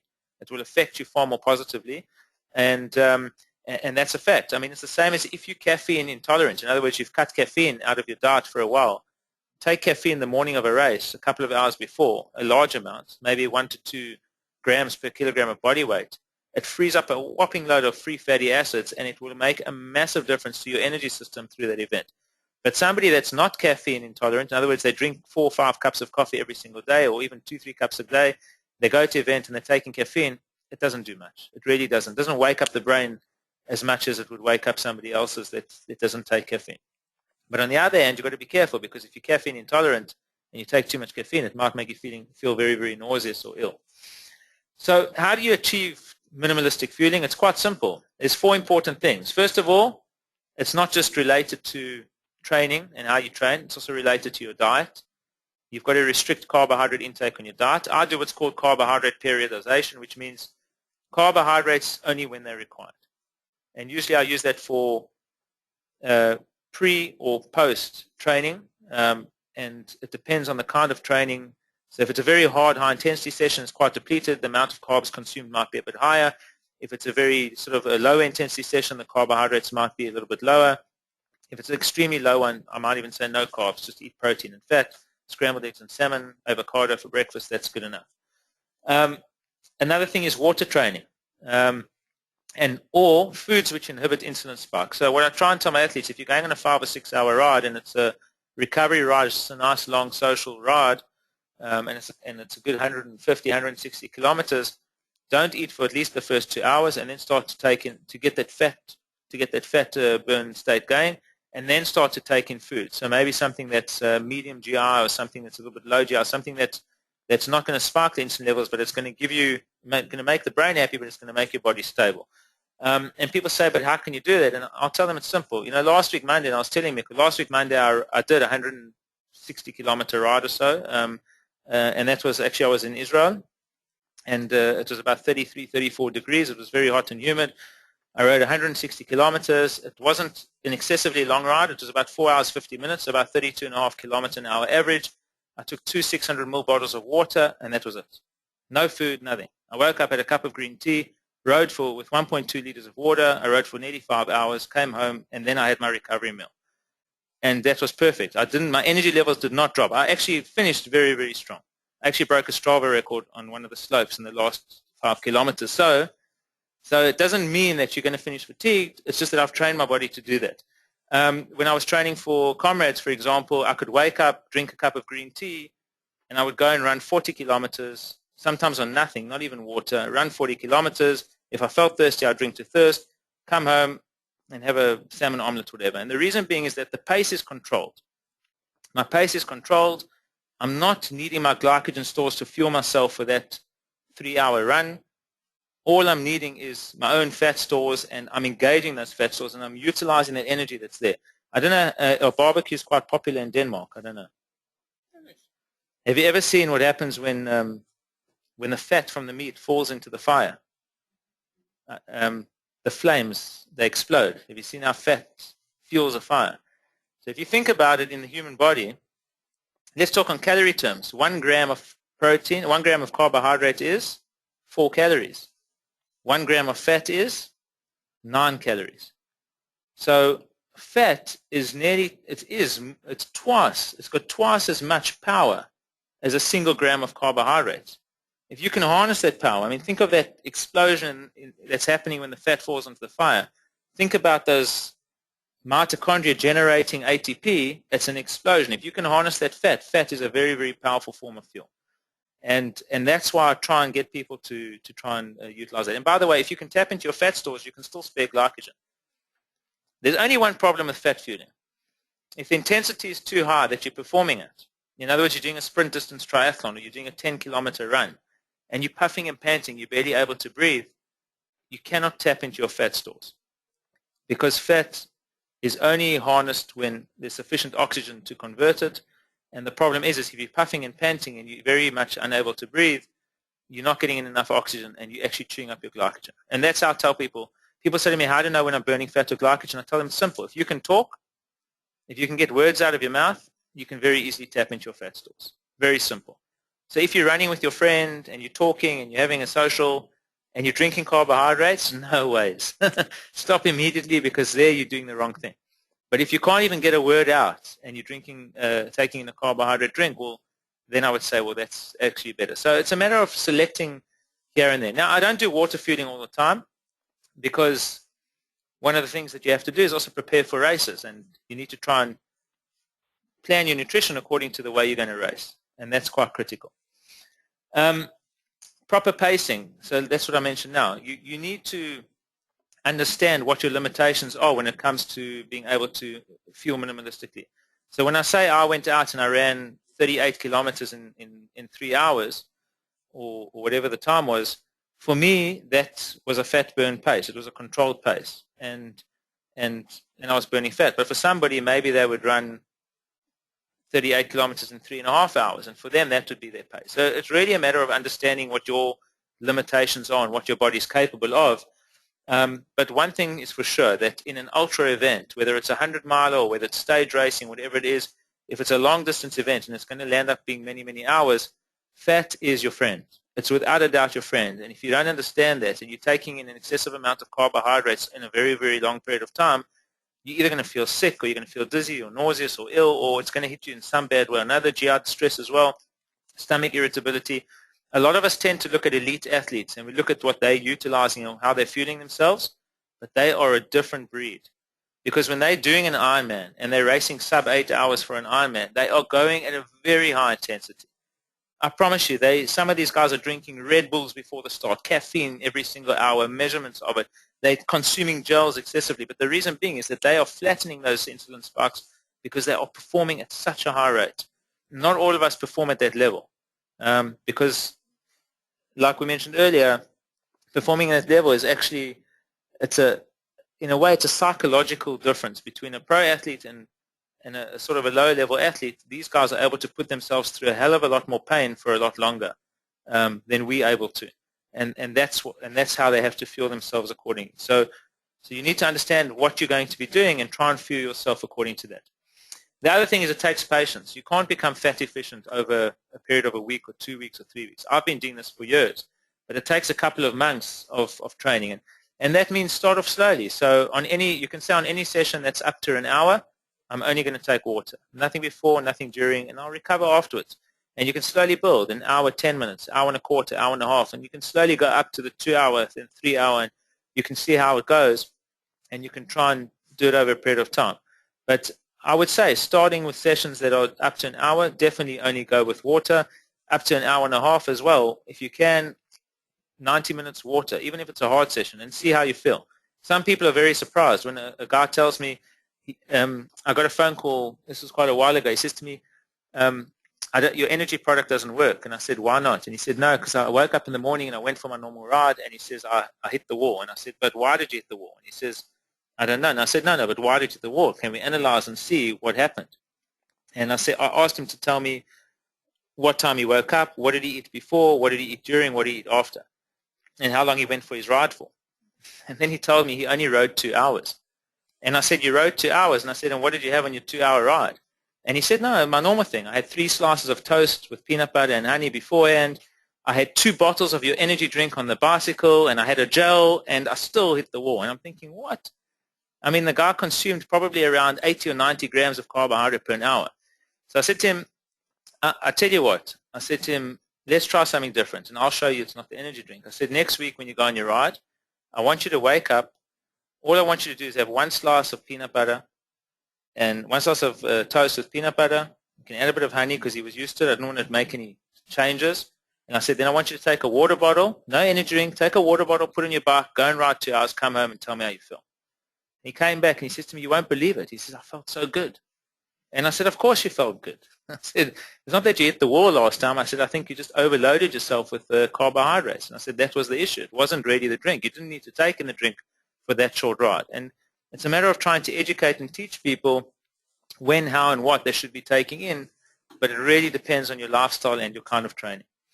So it does take time and it takes patience. If you can get to a state like that, it's actually quite awesome. I own a supplement company, but I don't mind telling you that it will save you money because you won't need to be so dependent on the products you're taking in, and you will utilize them when you actually need to take them in. 90% of supplements should be sort of recovery supplements. A very small percentage needs to be on the actual fueling side, unless you're really putting in 20 to 25 hours a week of. And I see that with our elite athletes. I find age groupers, I mean, we do measurements of what customers utilize from a supplement point of view, or what our sponsored athletes utilize. We sponsor clubs, we sponsor elite athletes, and we sponsor amateur athletes. And it's amazing. The elite athletes, they've got the highest bracket of supplement draw, and they take the least. But the amateur athletes and even the lower end, they just take the most. They abuse it. And the elite athletes know, nutrition is a very critical thing. What are the benefits of minimalistic fueling? Health, first of all. And when I talk about health, I'm saying that you're not overloading your body with sugar unnecessarily. People don't think about tooth decay. Taking an excessive amount of carbohydrates also causes tooth decay. It can cause mouth issues as well. Energy efficiency, so the body's ability to compartmentalize and use appropriate energy sources at the appropriate times is far more enhanced. That actually, when you do get into a race, it's really, really good. You can go longer on less. Sensitization, the body will respond far better to intake of carbohydrates or caffeine during a race if you reduce the intake quite significantly prior to it. And I can tell you now because, well, I can't mention names, but there are a few people that I deal with, and some of them are also on the Tour de France side. They ride in one of them rides in the Tour, and I've got 2 others that are riding other Grand Tours as well, like Tour of Spain and one in Tour of Italy. And one of the things that I can tell you is that the month or 2 before those tours start, these guys reduce their carbohydrate intake significantly. Okay, one of the reasons is also to try and get their weight down to the right weight before a tour. But another thing is that they find that it actually benefits them from an energy point of view, that when they do go in and they start to consume these things, it does play a bigger role. So performance benefits, especially in long endurance events. And there are performance benefits as well. So let's talk about racing nutrition strategy. And this is something that I can't stress enough, and that's you must never, ever arrive at a race without a planned nutrition strategy. Nutrition has to be planned before the event, and it has to be stuck to on the day.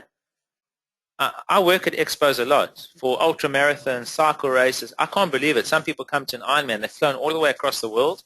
And, I mean, this is Ironman South Africa recently. There was a guy who came to me, and he was from Germany, and he just came and he says, he bought all his nutrition at our stand for his race. And I'm like, but have you ever used this before? And he's like, no, but it's fine, don't worry. And I'm like, okay, well, you've got a lot of money. You spend a lot of money flying to an event and that, and you don't know what it's going to do on the day. It's always far, far better to have tested your nutrition during training. So these are the rules of engagement. Always first test your nutrition during training. Take notice of what you're consuming during training in the form of liquids and solids under various weather conditions. It's always good to try and mimic weather conditions. So I know that some of my training partners, if they're racing Kona, for example, in South Africa it's winter, but in Hawaii it's very hot and humid in the summer. So what do? They put themselves on an indoor trainer or on a treadmill. They put a heater in the room. They shut all the windows, and they heat up the room significantly. And they actually run indoors to try and simulate those conditions so that they can sweat more and try and understand what the body is going through to try and acclimatize to those conditions. Take note of the energy levels before, during, and at the end of your session. Finishing a session feeling strong is a very, very good sign that your nutrition is pretty much down-packed. Then once you're satisfied, test it out, pick out a long training session which will mimic the racing conditions. What I do, for example, for an ultra-distance triathlon is I'll go out on a hard 3-hour ride, maybe close to race pace, a little bit slower than race pace. I will wake up, I will eat what I would normally eat on a pre-racing session.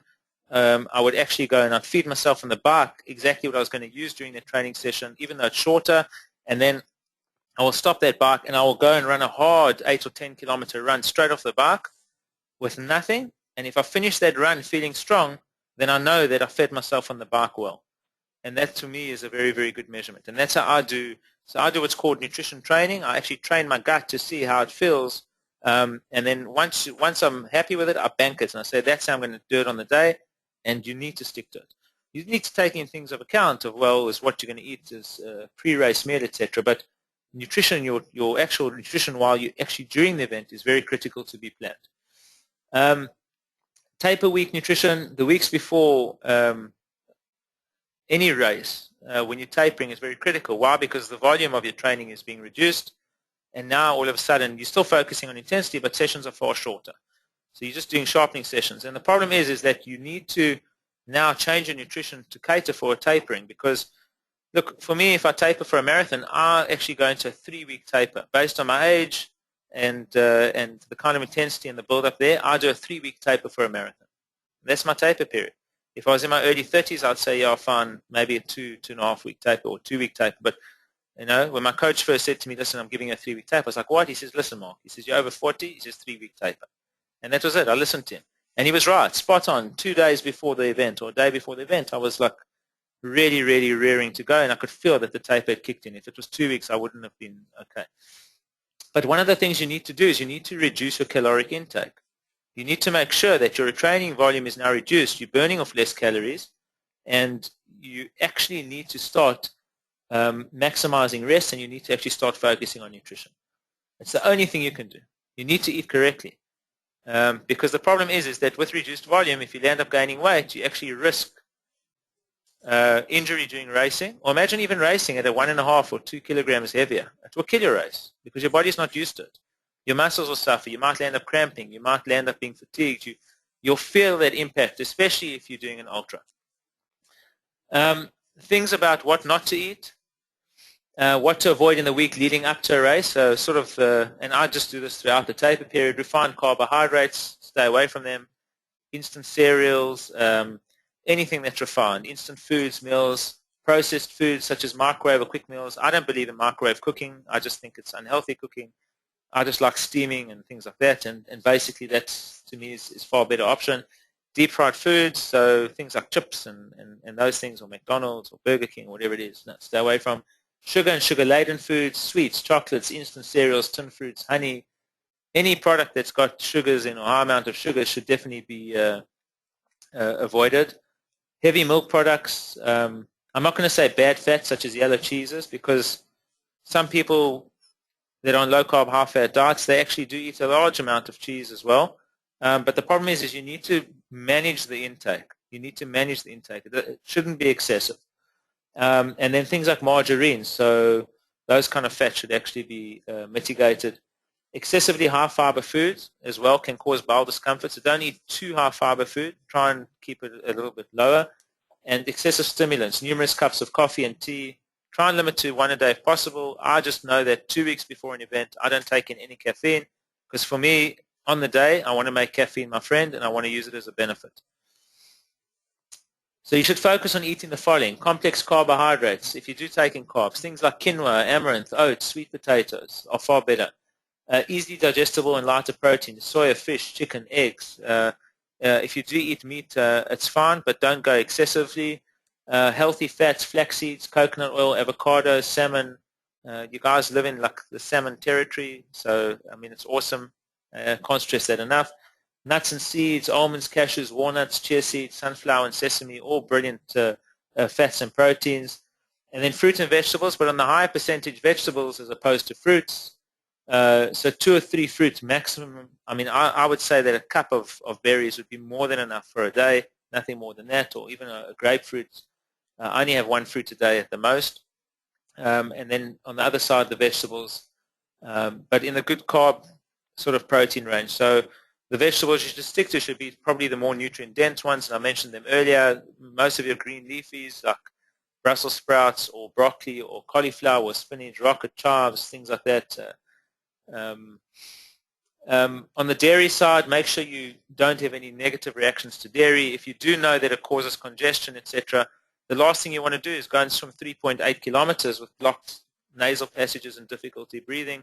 The other thing is that when you do have more mucus, you have got more of a susceptibility to illness. Because why? Because bacteria loves it. And when your immune system's low, and it generally usually is, especially a few weeks before a race, because you put your body under large physical stress, you don't want to come into contact with any ill people. And if you do have congestion or mucus and you come into contact with an ill person, you run a very high risk of falling ill on the day. And you want to try and minimize that as much as possible. I do know athletes that walk around with masks on, don't touch elevator doors and use their elbows and kick doors open. And some of them just stay at home. Even amateurs, it's not just the elites, we may be even more pedantic. But you spend a few thousand on an event, and you spent a lot of time and investment actually gearing for it. The last thing you want to do is arrive at an event on race day and not feel well enough to race. And then that's another thing I want to just stress. It's got nothing to do with nutrition, but if you don't feel well enough to race on race day, please do not race. Because if you do have a virus or you do have some form of illness or a flu and you put yourself into a race, you risk myocarditis, and the last thing you want is a heart attack. And I've seen people die during events. I've seen them die in ultra races. I've seen them in triathlons. I've seen it happen. And the reason being is that they woke up in the morning, they knew they weren't feeling well, but they didn't listen to the messages their body was giving them. And people go into a state of denial. I've learned over the years that you can never go into a state of denial. You just got to deal with it, focus on the next goal, and move on. This year was Comrades Marathon. I spent 6-7 months building up for it. I had to pull out the week before because of a chest infection. I even waited up until 2 days before to see if I would come right. I was on heavy antibiotics, and I had to make the decision, no, there's no ways. And I skipped it, and it's another year. But on this year's race, there was a guy that he was actually carried the last kilometer to the finish line. At the end of the finish line, they dropped him on the floor, and they put him in a stretcher, but he was dead. Because he woke up in the morning, and he wasn't feeling great, and he actually went and he raced it. He ran it. You cannot put your body through physical stress. It's like driving a car from here to Stockholm or Oslo, wherever you're going, and the tires are completely flat. Chances are you're going to go off the road. And it's not worth putting yourself under that situation. Your health is far, far more important. On the hydration side, this is a very critical factor, especially in the week leading up to an event. I always advise people to try and drink in around 40 milliliters of fluid per kilogram of body weight. That means if you weigh 60 kilos, 2.4 liters of water a day. Okay, and it sounds like a lot, but it's not actually. And someone say, well, I run up and down to the toilet the whole day, and I say, well, that's fine. That's great. Just get that fluid into the system, because hydration is the fluid uptake into the muscles. It's when you arrive at the race on race day, you need to be hydrated to your maximum. You're not going to be overhydrated because the body will obviously control that, but you need to be hydrated to your maximum. If you're only 90 or 80% hydrated on race day, you're already putting yourself at a disadvantage and you're going to suffer during the race. So try and consume that. If you do take in coffee, 2 cups of water for every cup of coffee you have. And that helps my clientele control the amount of coffee. So if you drink a cup of coffee, add an additional 2 cups of water over and above what you're supposed to consume for the day. If you can't manage 40 milliliters, then try 30. I know it gets cold here in winter, so then switch the fluid to a herbal tea. I mean, this morning I had an awesome herbal tea, and I think I had about 12 or 14 cups before we got out the door. But the thing is that that's also fine. Still a good green teas or rooibos teas or whatever it is are very, very good. But make sure you hydrate consistently.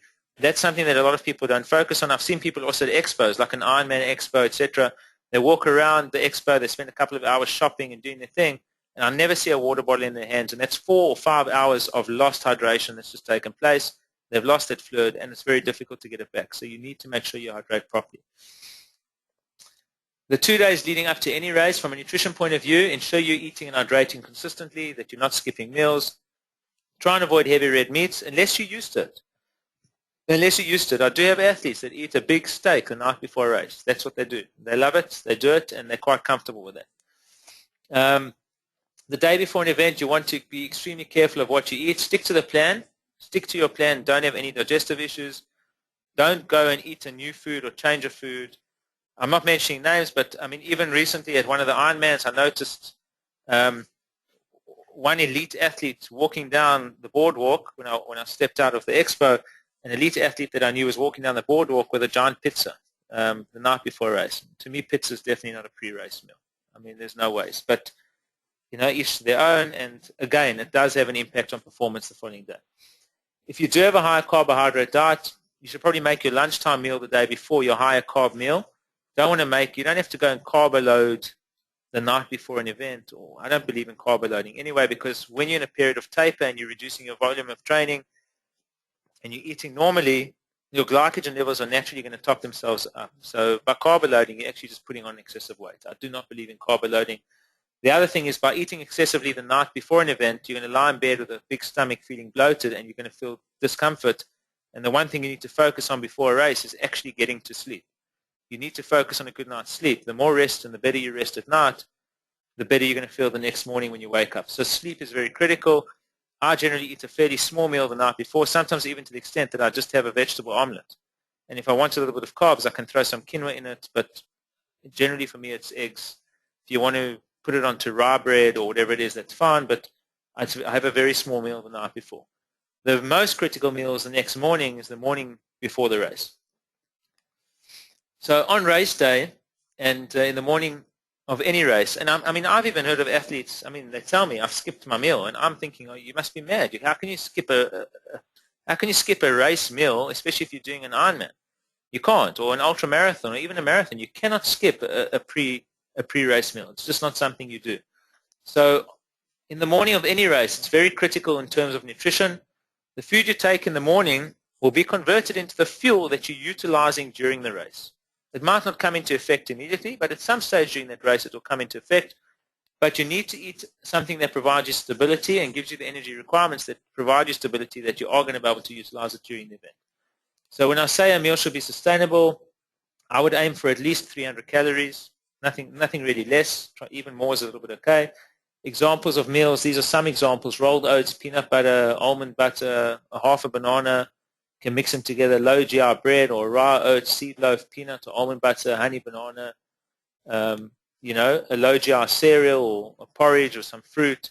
A yogurt and fruit is not good enough. You definitely need to have some more substance to that. Some people like eggs, some toast. Some people eat sweet potatoes, brown rice, quinoa. Whatever happens, you need to try and make sure that you've got a carb, protein, and a fat meal that provides you some stability. Do not spike your blood sugar before an event. There's no point, especially if it's an endurance event. There's no need to do that. You're only going to end up suffering for it later. When heading off to the race, always carry a little snack to drink. Ensure your energy levels are topped up before the event. Ensure you're hydrating. One of the biggest problems, though, is that you shouldn't overhydrate, because then you overload the bladder if you overdrink. And I've seen people, they like drink bottles of water, and then the race is starting and they have to run to the toilet, and you know the bladder's overloaded. You need to feel in a position of comfort, not discomfort. And don't overeat either, because you don't want to feel in a position of discomfort either.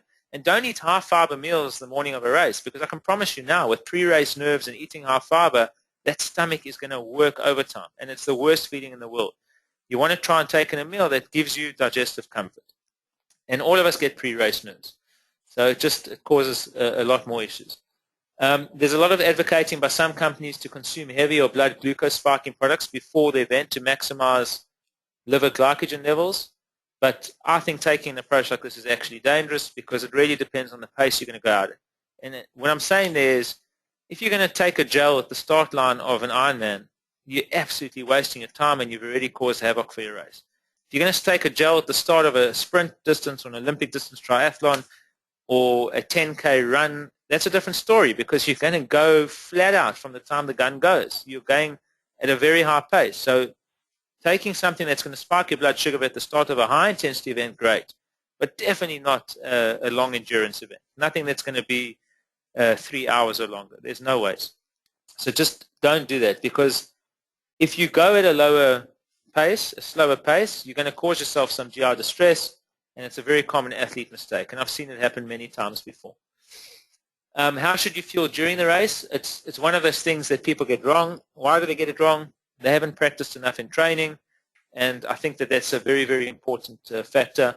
You need to, first of all, understand how long your race is going to take you. We were speaking to Michelle Vesterby last night, and I was just quite interesting. I was actually just saying to her, I was talking about pace. How do you pace yourself during an Ironman event? She's a really top Ironman athlete, and she was saying it depends on what the ladies are doing. And I was thinking to myself, but in an Ironman, I want to know what my finishing time is. I've got a predicted finishing time, and I want to try and hit that time. So if it's going to be 9.5 hours or 10 hours or 10.5, 11 hours, and that's my set time, and it needs to be realistic based on your level of fitness, but I'm actually going against the clock. I don't care what anybody else is doing, and I need to pace myself accordingly. And the thing is that when you're sometimes following other people, you're going to outpace yourself. So always try and determine how long your race is going to take you. Okay? And I promise you, the people that do pace themselves are the ones that actually come through a lot more. Just a personal experience that I had. I don't know if any of you have done this Israelman event in Israel. It's an Ironman and a half Ironman distance on the same day that they've got there. And it's probably, I think, out of 26 half iron distance events, it's really probably the hardest half iron distance event that I've ever done in my life. I think the record time on that course is 4 hours and 39 minutes by a sub-8 hour Ironman athlete. And I think for the full Ironman, I think it's 9 hours and 24, again, for a guy that's a sub-8.5 hour Ironman athlete. Because the first 21 kilometers on the bike out of transition is actually a 1 kilometer ascent up a mountain, and then you're in the desert fighting these strong winds. But it's an amazing, amazing race. And there's two transition zones. There's one actually at the bottom as you come out of the Red Sea. There's one transition zone at the bottom, and then T2 is 21 kilometers away at the top of a mountain. So you actually ride out into the desert, up the mountain. You come back, you drop your bike at the top of T2, and you're in the middle of the desert, and you see this port, and you've got to run down this mountain to this port, and that's where the finish is. It's quite an amazing event. But the first year I raced that event, I didn't know what I was in for. I didn't do proper course analysis, and I didn't really understand the course, and I cried my eyes out when I finished it. When I crossed the finish line, I was finished. I didn't realize the havoc that I put my body forward through because I didn't really understand it. But the next year I decided on the bicycle, even though I'm a fairly strong cyclist, I'm going to slow my pace down a little bit and focus on my nutrition because I know how hard this bike is. And the amazing thing was that I came out the water, I think, in something like a 17th position. I heard them screaming. And then I went onto the bike, and people were passing me on the bike left, right, and center, but I was just controlling my pace, and I was focusing on my nutrition. I was eating and eating and eating. I believe in drip feeding, and I was making sure that I ate specifically. Every 20 minutes, I popped in a specific food of choice, and I carried on eating myself, eating all the way. Guys were passing me. I came off the bike in 39th position, but I ran myself back into 11th position overall, and I think I came third in my age category that year. But the thing is that I came from 39th all the way down to 11th because I didn't race anybody else in the course. I paced myself and ate myself according to my ability and what I felt I was capable of doing. And that's what made the difference. And in an event that long, you need to go according to what you're capable of doing. Don't go according to others. And you'll see it will make a big difference.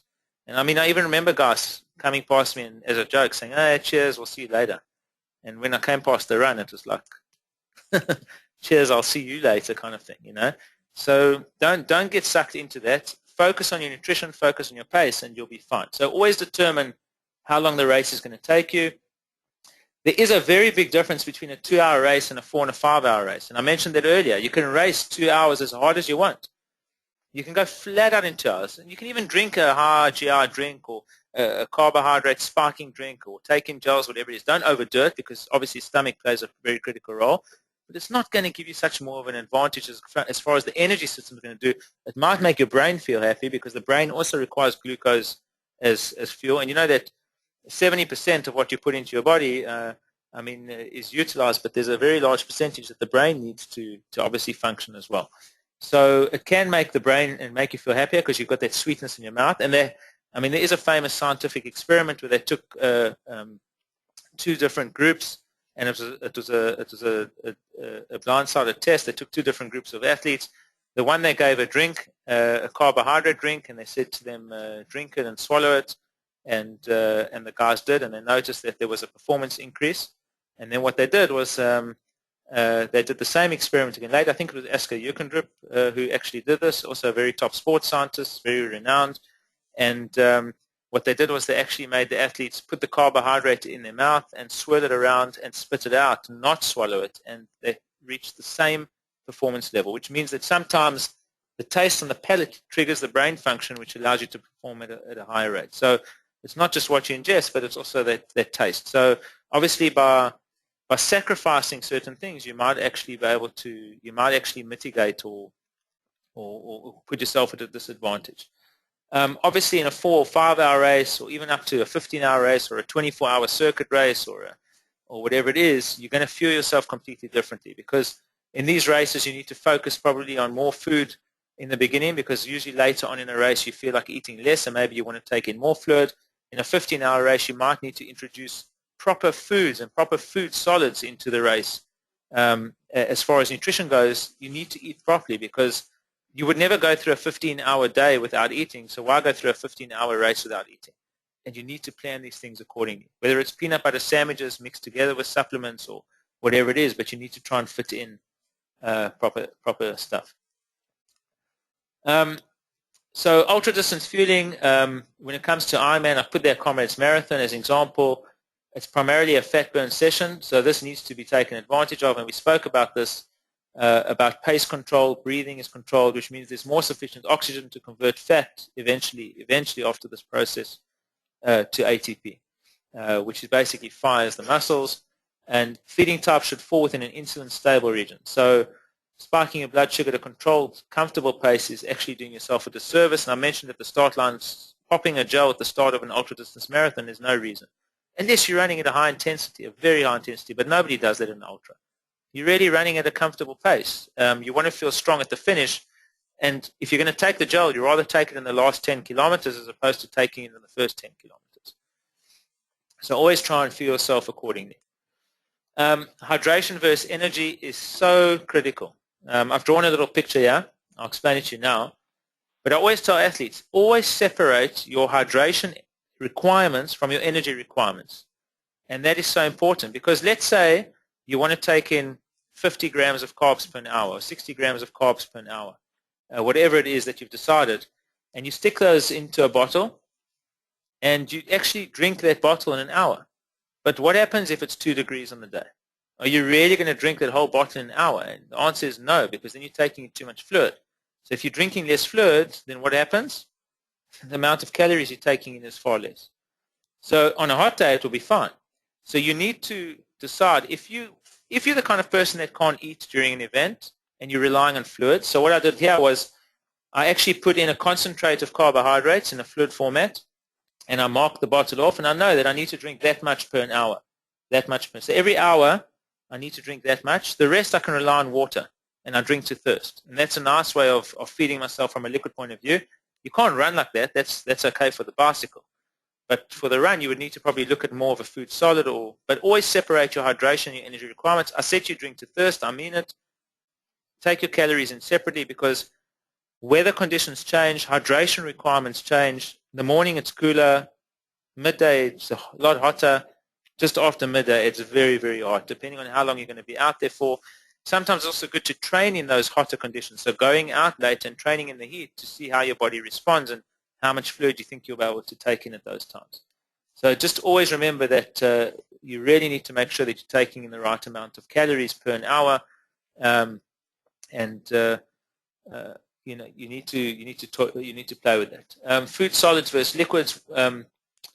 Food solids. So I've just put some benefits of both. Why? It's much more fuel to the digestive system in a way. In other words, it makes you feel a little bit fuller. sometimes fluids, they go in and out and they make you feel a little bit empty. And in a very long event, you don't like that hungry feeling. Sometimes some people like to take something more substantial. Our bodies are also more used to eating solids consistently. We don't walk around eating liquid through the day. We actually eat solid foods. And if you're on a bike, I always tell people on a bicycle, that's your kitchen. When you're running, it's a lot more harder because your digestive system is bouncing from side to side. Your organs are bouncing from side to side. So it's harder to take in food solids when you're running. But when you're cycling, your upper body is pretty stable, and it's a lot easier, and you're in more of a comfort zone when you're taking in food solids. So you need to decide, do you go with food solids or liquids? So from a comfort, hunger, and fullness and stability point of view, and from an enjoyment point of view, sometimes they are a lot easier to take in. But when can't you really take them in? If the intensity of the race and breathing patterns also determine what you can take in. So if you're going at a very high intensity and you're really breathing intensely, it's very difficult to be eating because your airways need to be completely unblocked. And in that case, more fluid kind of a feed will be what you require. High fiber food should be limited. High protein should also be limited. You need to try and find a balance. I do believe in taking in protein in an ultra event.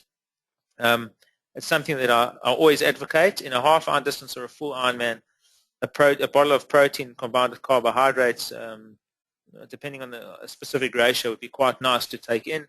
And it does provide stability, and I believe it does keep you feeling fuller for longer.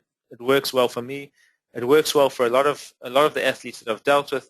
I mean, even when I was working with Liz Blatchford, who came third at Kona last year, one of the things that I asked Liz to try was taking in our Recover, which is our protein, on long rides, and she actually quite liked it, and she utilized it through her training and racing, and she actually ended up podiuming in her first Ironman. Her first year of Ironman, she came third at Kona, which was quite an incredible feat. Very, very strong athlete, but very focused on nutrition. Very, very focused. One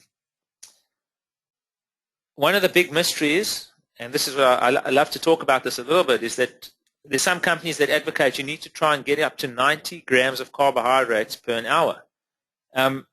Now, the amount of carbohydrates, now why I disagree with it is that the thing is that the amount of carbohydrates you consume, to me, is actually irrelevant. You can consume 90 grams of carbs per hour. The question is, you as a unique individual, what is your body, your unique body, capable of absorbing and utilizing? How much carbohydrates? What is your tolerance level? And if you take in 60 grams and you're comfortable, if you try and take in 70 grams, you might actually end up getting very sick and you might have just digestive issues. So I don't believe that 60 to 90 grams per an hour is really something that I would advocate. I always tell my athletes, we need to find how many grams of carbs per an hour is suitable for you, and that's what you need to find out for yourselves as well. I believe anywhere between 40 to 60 grams for a marathon runner, even up to 57 grams, they say, is quite suitable. But even anywhere between 40 to 60 grams is actually pretty much, most people that I work with are pretty okay on that. Like I mentioned, my ultra runners that are far more fat efficient get going like 30 and less than 30 grams of carbs per hour. And I don't see an issue with taking in a little bit less carbs as long as you're able to perform on that kind of effort. And you know, I'd rather start with less and increase it over a period of time to see what your tolerance level is, as opposed to taking in too much and actually causing a GI distress on the system. What works for one person works for another. If you do go with a higher carb intake, you've got to understand you've got to use carbohydrates that are called multi-transportable carbohydrates. People advocate a variety of different carbs that are combined in certain ratios, which maximize that rate of absorption, and are quite easy on the stomach. But you can't go and eat 60 grams of banana or 90 grams of bananas in an hour, because that's really going to cause havoc. We spoke about fat fueling versus carb fueling, and I've just put the slide up here, and basically I'm just saying that fat fueling was, you know, we've discussed that firstly at a high intensity muscle glycogen is what's basically going to fuel you. If you're going in a high intensity, but you're also pacing as well, basically you might have a combination of glycogen and fat that's fueling you, but if you're going at a very controlled pace, you might have a very small amount of glycogen that's being utilized and quite a large percentage of fat. Remember, fat is unlimited. It's a fact that you can run 50 marathons on your fat stores alone. And somebody says, yeah, but I've got 5% body fat. And I'm saying, well, that's wonderful. You can still run 50 marathons on your fat stores alone. I don't care if you've got 20% or you've got 5%. It really doesn't make a difference. I've explained all of this. I'm not going to go through it again. I just know that, forgotten food groups in endurance are definitely protein and fat, and I've mentioned them and stressed them quite a bit. And to me, both are very crucial in long events, such as an ultramarathon, that do provide stability. And medium-chain triglycerides, such as coconut oil, are a very form of quickly accessible fuel. It's a fat that's very quickly accessible. This is just a slide that I put up around cramping and nausea. I often get asked about cramping. People tell me they're cramping or I feel nausea, and they ask me what kind of signs and symptoms, or what do you think these signs and symptoms mean? Is my cramping caused by nutrition? Am I taking in enough electrolytes? Do I need more salt?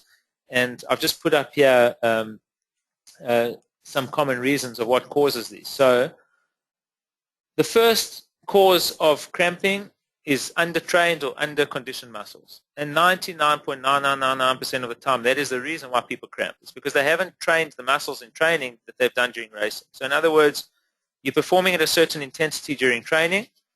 It might be a lower intensity or a higher intensity, but then during racing, what actually happens is you're performing at a different intensity. And you've got various different muscle fibers in the body, fast twitch, slow twitch. And if you predominantly train on a slow twitch fiber, and then you go and you use more predominantly a fast twitch fiber muscle, in other words, you're running at a much higher pace during an event, and you're predominantly using those muscle fibers, you are going to stress that muscle and you'll probably end up cramping. And the same thing is if you're training, doing a lot of track work and speed work and running at a very high pace, and then suddenly you do an ultra and you slow down your pace, you're using a different muscle fiber, and all of a sudden now you're predominantly stressing a different muscle fiber. So even running at a slower pace can lead to the onset of cramping. You need to train the muscle for the pace you're going to race at, and that's quite important.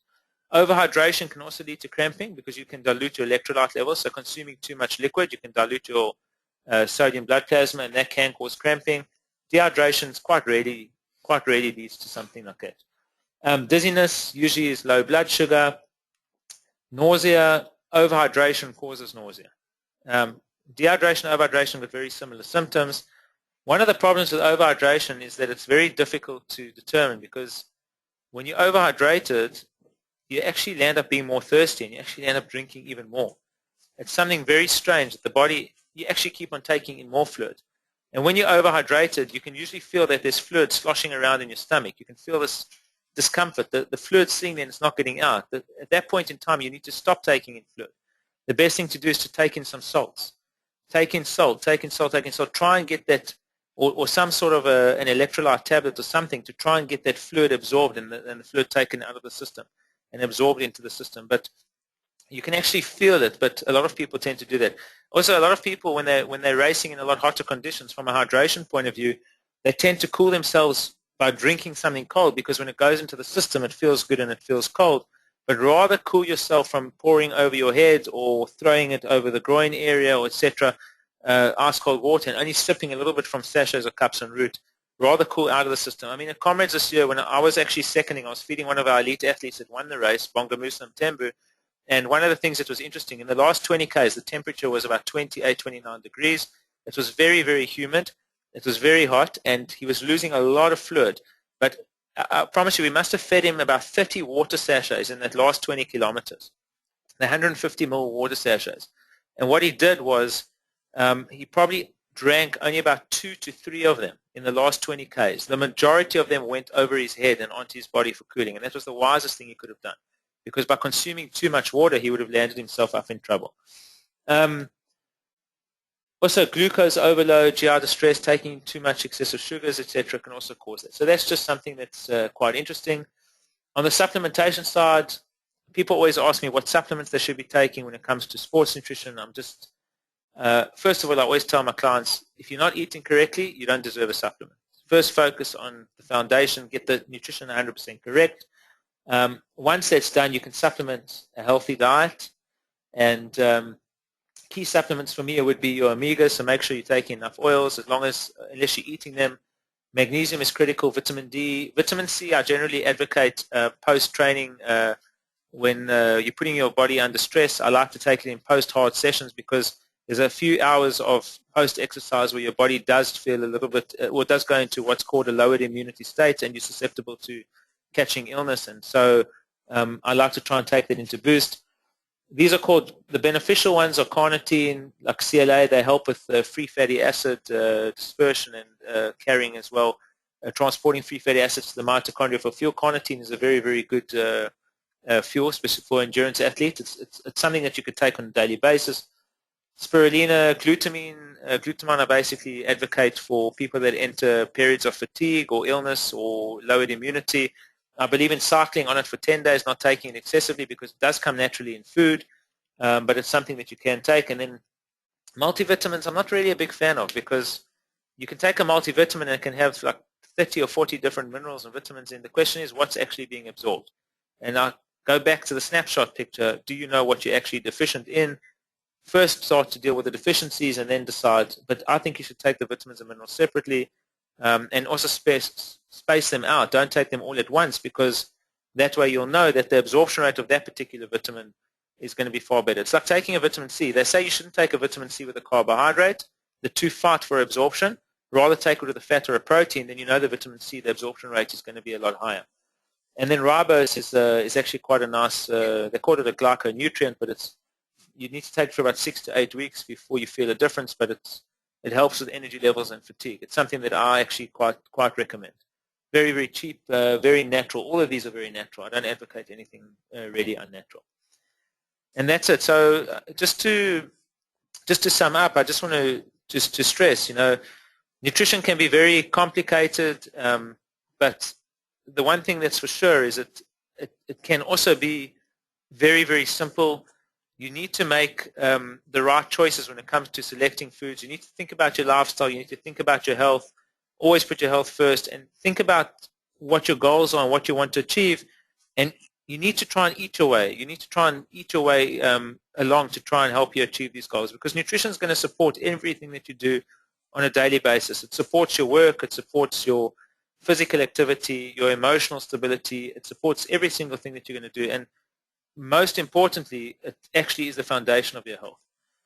Okay, so we've got some elite athletes here as well. And, I mean, maybe, I don't know if you guys want to come up here and just, I can just ask you a couple of questions so that we can, maybe 1 or 2 questions that we can just, that we can ask you around maybe sports nutrition and fueling, what you guys do, how you prep for a race maybe. Who should I ask, Michael? I'm just Depends on the questions, I guess. Who's here? I just can't see you now. All right, so I mean you know the guys better than I do, but so what's his name? Rasmus. So Rasmus is a triathlete, correct? Yes. Okay, so I mean, you specialize in Olympic distance or Half distance.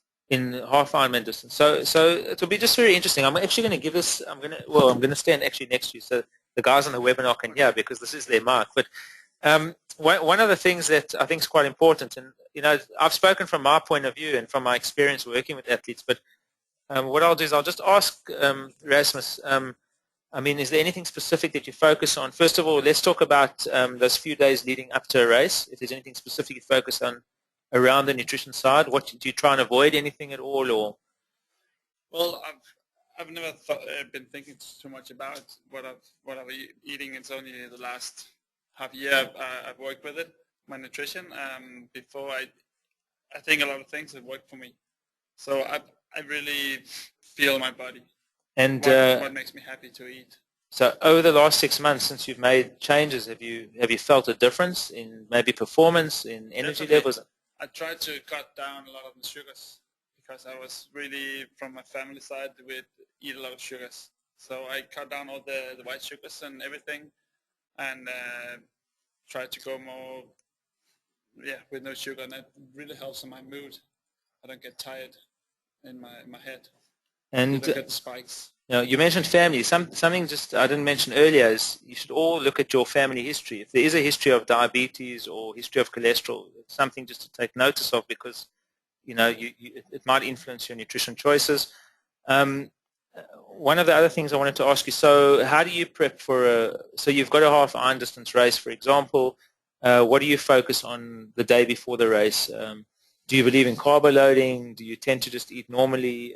What did you eat the day before, the night before? Well, I just eat normally the night before. It's really hard when you travel so much because it's always different if you're in Europe, if you're in Asia, what you can get. Like if you're in Asia, you get a lot of rice and chicken and vegetables. It's a bit different from what we eat here in Denmark. So I think I don't want to, for myself, I don't want to put too many rules of what to eat because it's so different. You understand? Yes. So I try to adapt to where I'm leading up to the race. And on race day, what do you generally do? Morning of the race? Well, I would eat the same as usual. Maybe some yogurt, cereals. Okay. And it again depends where I am. All right.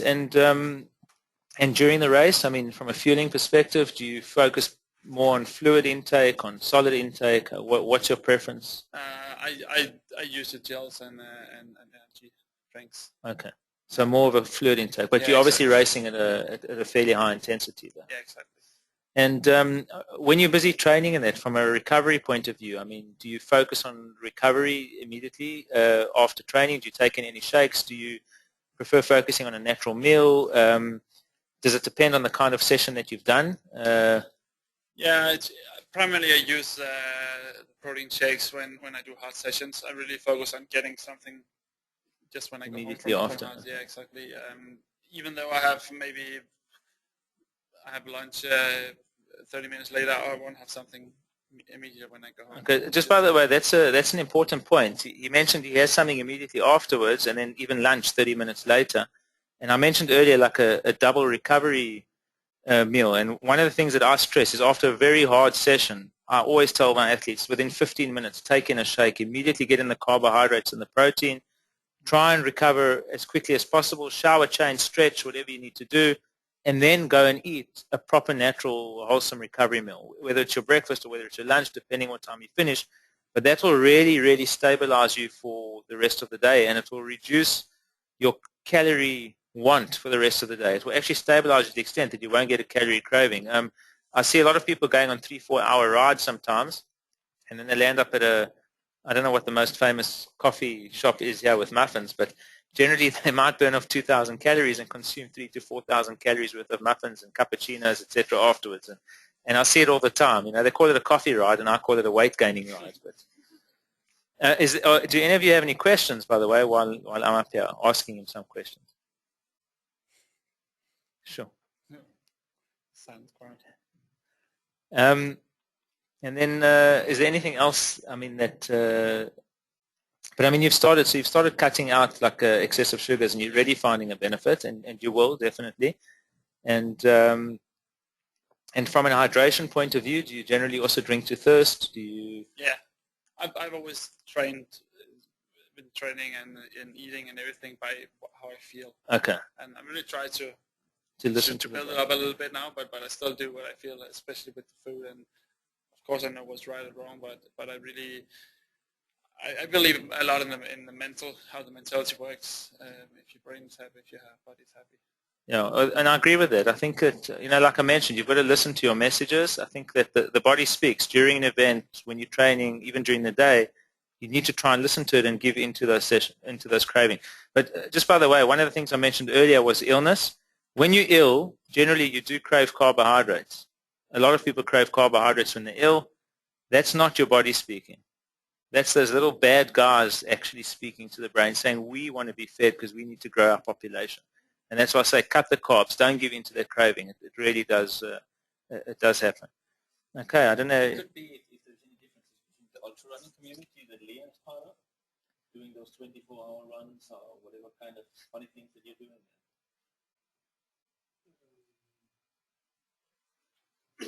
Yeah. Let me move over here so they can hear you. Sorry. Yeah. I normally eat more food during the competition because I normally run for 24 hours, and then I need some more proper food. Do you take in quite a bit of protein in those 24-hour events, or do you take in a large amount of carbohydrates? Do you focus just on a balanced type of a food, or? I try to eat some bananas and some nut bars and stuff like that. So from fat, protein, and carbs. Yeah. Yeah, and like I mentioned, in those events, I think 24-hour events, you know, they're probably more of a controlled pace, and you've got the ability, you know, to eat proper meals. I'm definitely not going to run 24-hour races, but you know, one of my sales reps has done, I think, 20 or so 100-milers. One of the guys that works for us, and he's the same. He just runs, but he also eats natural foods when he does. Yeah. You know, so we eat pasta and chicken, something like that. Yeah, just to keep the stomach full. So if you're running at a slower pace, you know, obviously the body's a lot more in a stable condition and the digestive system's adapted. But the minute you're running at a high intensity and you're taking away all the fluid from the digestive system and putting it into the muscles, you know, you risk stressing the digestive system by taking in the wrong kind of foods. So, and you obviously can't eat red meats while you're busy running. You need to take things that are easily digestible. I think that's quite critical. And how do you prepare for these 24 hours? I mean, what do you focus on before the race? Just my sleep is very critical, so I try to get as much sleep as possible before the race and just eat normal. I've tried for a few months to cut away the wheat for my meals because I easily gain weight when I eat wheat. Okay. And I feel better when I'm not eating so much wheat. So I've tried to cut that away from my. Okay. All right. So listen to the messages. I can't stress that enough. But and from a hydration point of view, do you also in these 24-hour events, do you just drink to how you feel? Yeah. I have tried for a few races to make a plan, and it kind of worked for 8 or 10 hours, and then it's hard to plan for a 24-hour race because there are so many things that can change during the race. So I have a big plan, and then I have some A, B, C, D plans that backups. Yeah, backup plans. Yeah. Okay. All right, Liam. I mean, thank you very much. And are there any questions? What about consumption of fat? I mean, you were mentioning MCT oil. Yeah. So look, I'm a big fan of that. Medium chain triglycerides are definitely the fastest accessible form of fat for fueling, but also because they're not stored fats. They're fats that aren't stored. They're fats that are utilized for energy. The problem is that if you are going to fuel on MCTs, you need to reduce your carbohydrate intake, because if your insulin levels are a little bit high, the fat's not really going to be utilized. The body's going to go with the carbs first. It's the quickest form of energy, and the body will want to get rid of that before MCTs. So you need to, if you're going to fuel on MCTs, you need to focus on taking MCTs and not carbohydrates. And I do have a lot of athletes that try and fuel themselves with fats. In actual fact, a very interesting story, and I'll just quickly reach. I think I left it over here. But at Ironman South Africa recently, I had a lady come up to me at one of the events, and she told me she was racing Ironman on. It's called biltong, which is like beef jerky. It's dried meat. I don't know what you call it in Denmark, but she was going to race the Ironman on dried meat and nuts and water, and that's what she wanted to do. And I said to her, well, are you sure that your body's in a fat-burning state, that you're able to do that? And she said to me, yes, definitely. And I said, why? She says, I've been on the low-carb, high-fat diet for 3 months. And I said to her, well, that's great, but are you sure you're in a fat-burning state? She said, I definitely am. I said, well, how do you know? And she said, no, I know. And I said, are you sure you know? And she said, yes. And she was actually sent to me by one of the gel companies because she refused to take a gel. And so they came to the stand and they said, no, yeah, you can talk to, because they know me. I'm very much a fan of minimalistic fueling, but at the same time, I do understand the need and the place for carbohydrates, and there's very few people that can actually go and race an Ironman fat and meat. So I said to her, well, I can really test you. I can run a blood test on you right now to see what your status is. Because this was, I think, the day before the race. And she said to me, what do you mean a blood test? I said, no, I'll do a blood test. And that's why I carry this little meter everywhere I go. It's just a ketone meter. I basically did a finger prick test. I finger prick tested her. I took the blood reading, and I said to her, if you race your Ironman tomorrow on fat and meat, I said, you are going to hit the wall. Probably 120 k's into the bike, your race is over. And she said to me, there's no chance. And I said, I'm telling you. I said, the glucose meter, the ketone meter is reading 0.1. That means she's got a large amount of glucose in the system, which means the body's going to get rid of the glucose first. When the glucose is depleted and the glycogen eventually gets depleted, you need to switch to a fat burn state. And the problem is that she hadn't adapted to that state yet. And so it would have been a very difficult period. You've got to actually get past that period. So I said to her, I sent her back to the gel stand, and I said, go and buy some gels. And the gel stand said to me, I can't believe it. You're sending her back to your competitors and telling her to buy your competitor's product. And I said, look, if I had a gel to give her, I'll give her. We didn't have our gels at that time. But I said to her, you need gels as a backup because you're going to need a glucose infusion when you hit the wall. And she refused. And I said to her, I'm telling you. Anyway, I actually flew out of Ironman City the next day. I didn't watch the whole race. I watched up until the pro athletes finished, and then I had to fly out. But I was actually at a meeting a couple of months later, and it turned out that the guy that I was meeting with actually was the best friend of this woman. And at 120 k's in on the bike, her race was over.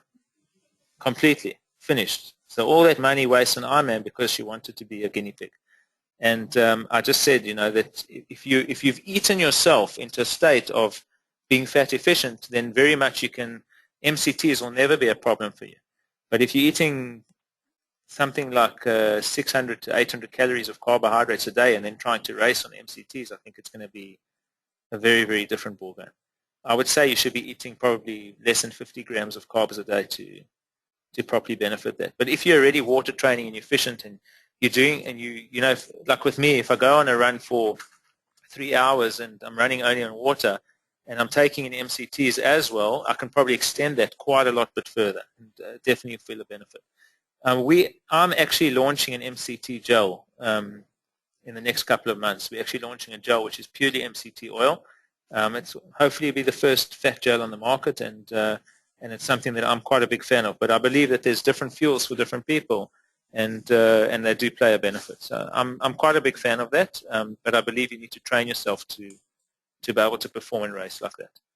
Actually, we got an online question from someone asking about the self-supplied races like Marathon des Sables, where you have a stage race over many days, where you have to supply your own nutrition. The differences between solid and drinks, how to mix that the best. Well, I think when it comes to drinks, that's going to form part of your hydration. So if you're going to take in a drink and you're going to finish that entire bottle, you need to know how many calories are in the bottle. And if you're planning on taking, let's say in the bottle you've got 30 grams of carbohydrates, but you're planning on taking 50 grams of carbs per hour, and you're going to drink that bottle in an hour, you need to try and make that other 20 grams of carbs up, and you need to be able to balance that over an hourly period. So it's a matter of planning that. I mean, on a long stage running race like that, and it's actually quite an extreme race, I think that you definitely need to take in fluid consistently, and I would balance that with a meal. But you need to try and measure the amount of food that you're taking in per an hour on an event like that. And for some people, it might be 40 or 50 grams of carbs. I would definitely add some protein and fat in there because it's such a long event to provide stability. So some proper foods, but definitely measure that intake and plan that fluid intake as well. You need to plan it. You need to train on the fuel, and you need to stick to it on racing. One of the important things in a race like that is that post stages, in any stage race, the first thing that you need to do is you need to recover. And one thing that I always advocate is make that last bottle before the finish a protein shake. Drink a protein, a combination of a protein and a carbohydrate prior to the finish, that the protein's already in your system and that recovery process is already taking place. That at the finish you don't have to worry so much about the protein, you can worry more about rehydration and getting the glycogen topped up again, and getting your blood sugar stable again. So definitely protein, definitely as the last bottle, and even post. I don't know if that helps at all, but one of the things that I've seen in stage racing is that you can't just fuel for the race itself. You've got to fuel for the next day, and you've got to fuel for the next day, and you've got to fuel for the next day. But you also have to recover. When I say fuel for the next day, you need to recover from each stage to make sure that the next day you're able to still put in a good, solid effort. And a lot of people don't focus enough on the recovery. They cross the finish line, and that's it. And that recovery period needs to start before you actually cross the finish line. Are there any other questions?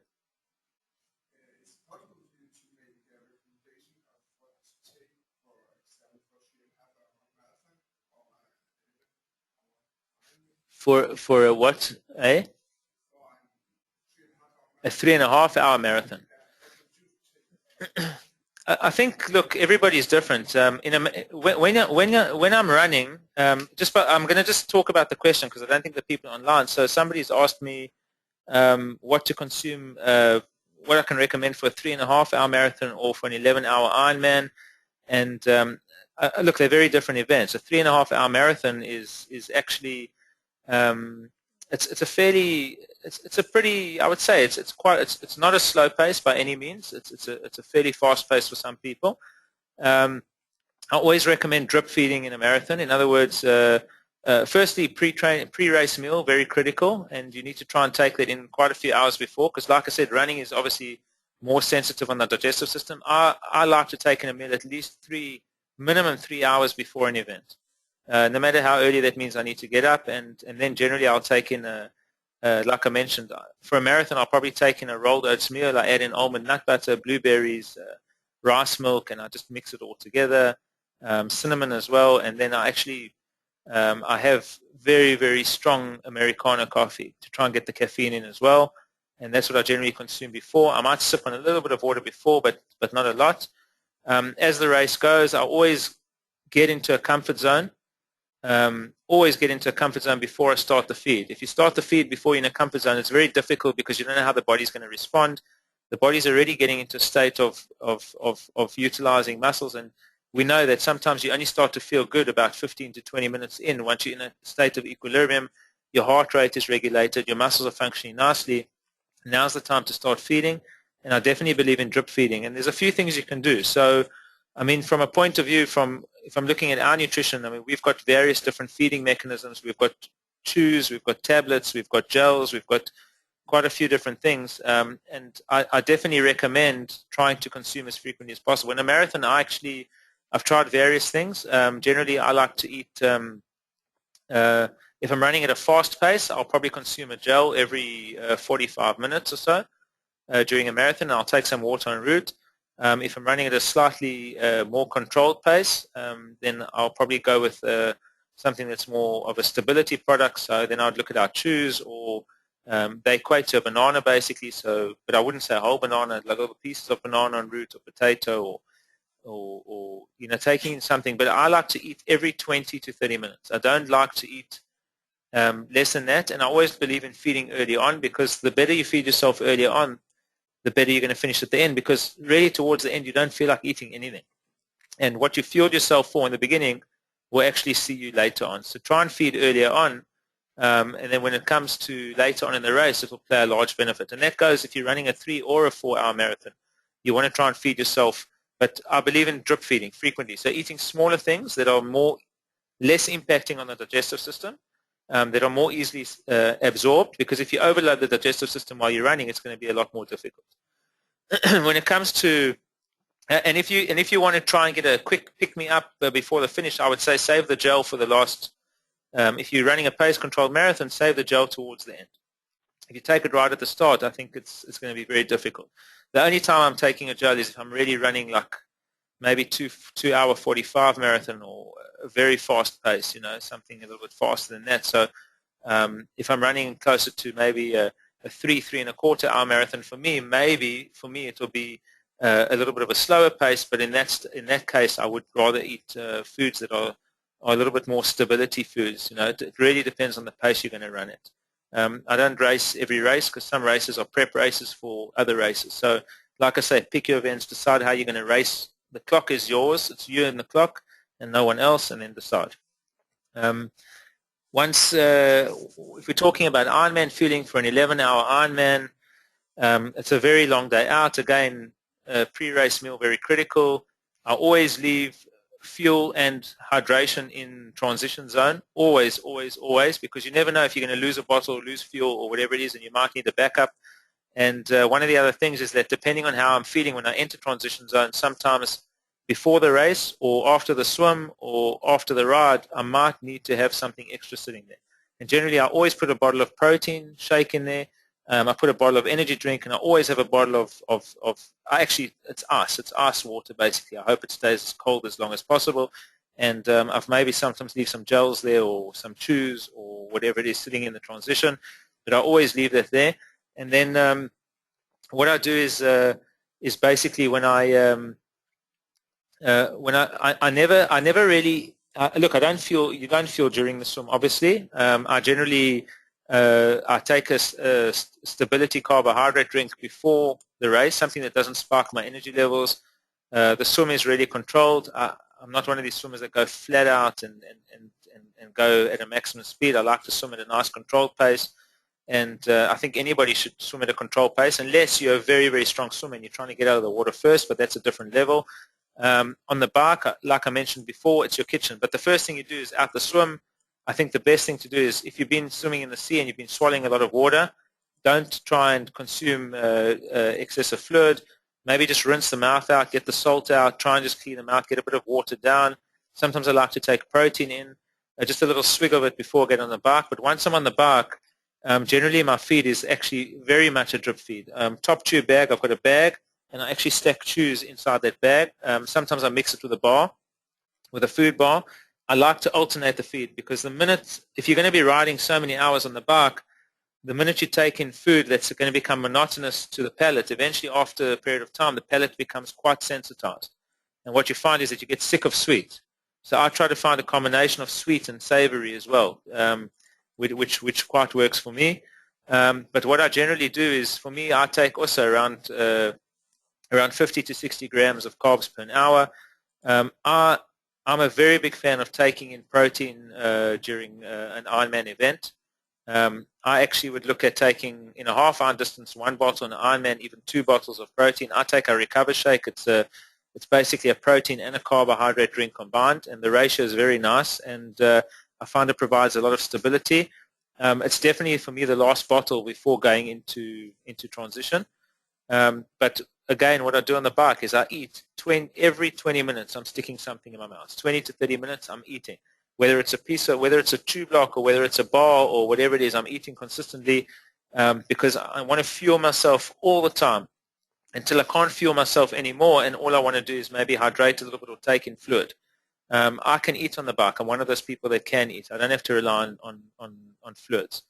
And then when I get into transition again, I like to take either a bit of water before I go out, or even definitely most runs I actually have a swig or two of protein. I try and get a gulp of protein, and again I run. I don't start to feed from the beginning. I try and get into a comfort zone on the run because there's that first part where I'm more focused on very, very heavy legs as opposed to worrying about nutrition. So I make sure that I'm nutrified sufficiently, that my energy levels are stable for the run, and once I'm on the run, I think about at least 20 to 30 minutes into the run, then I'll start to feed again.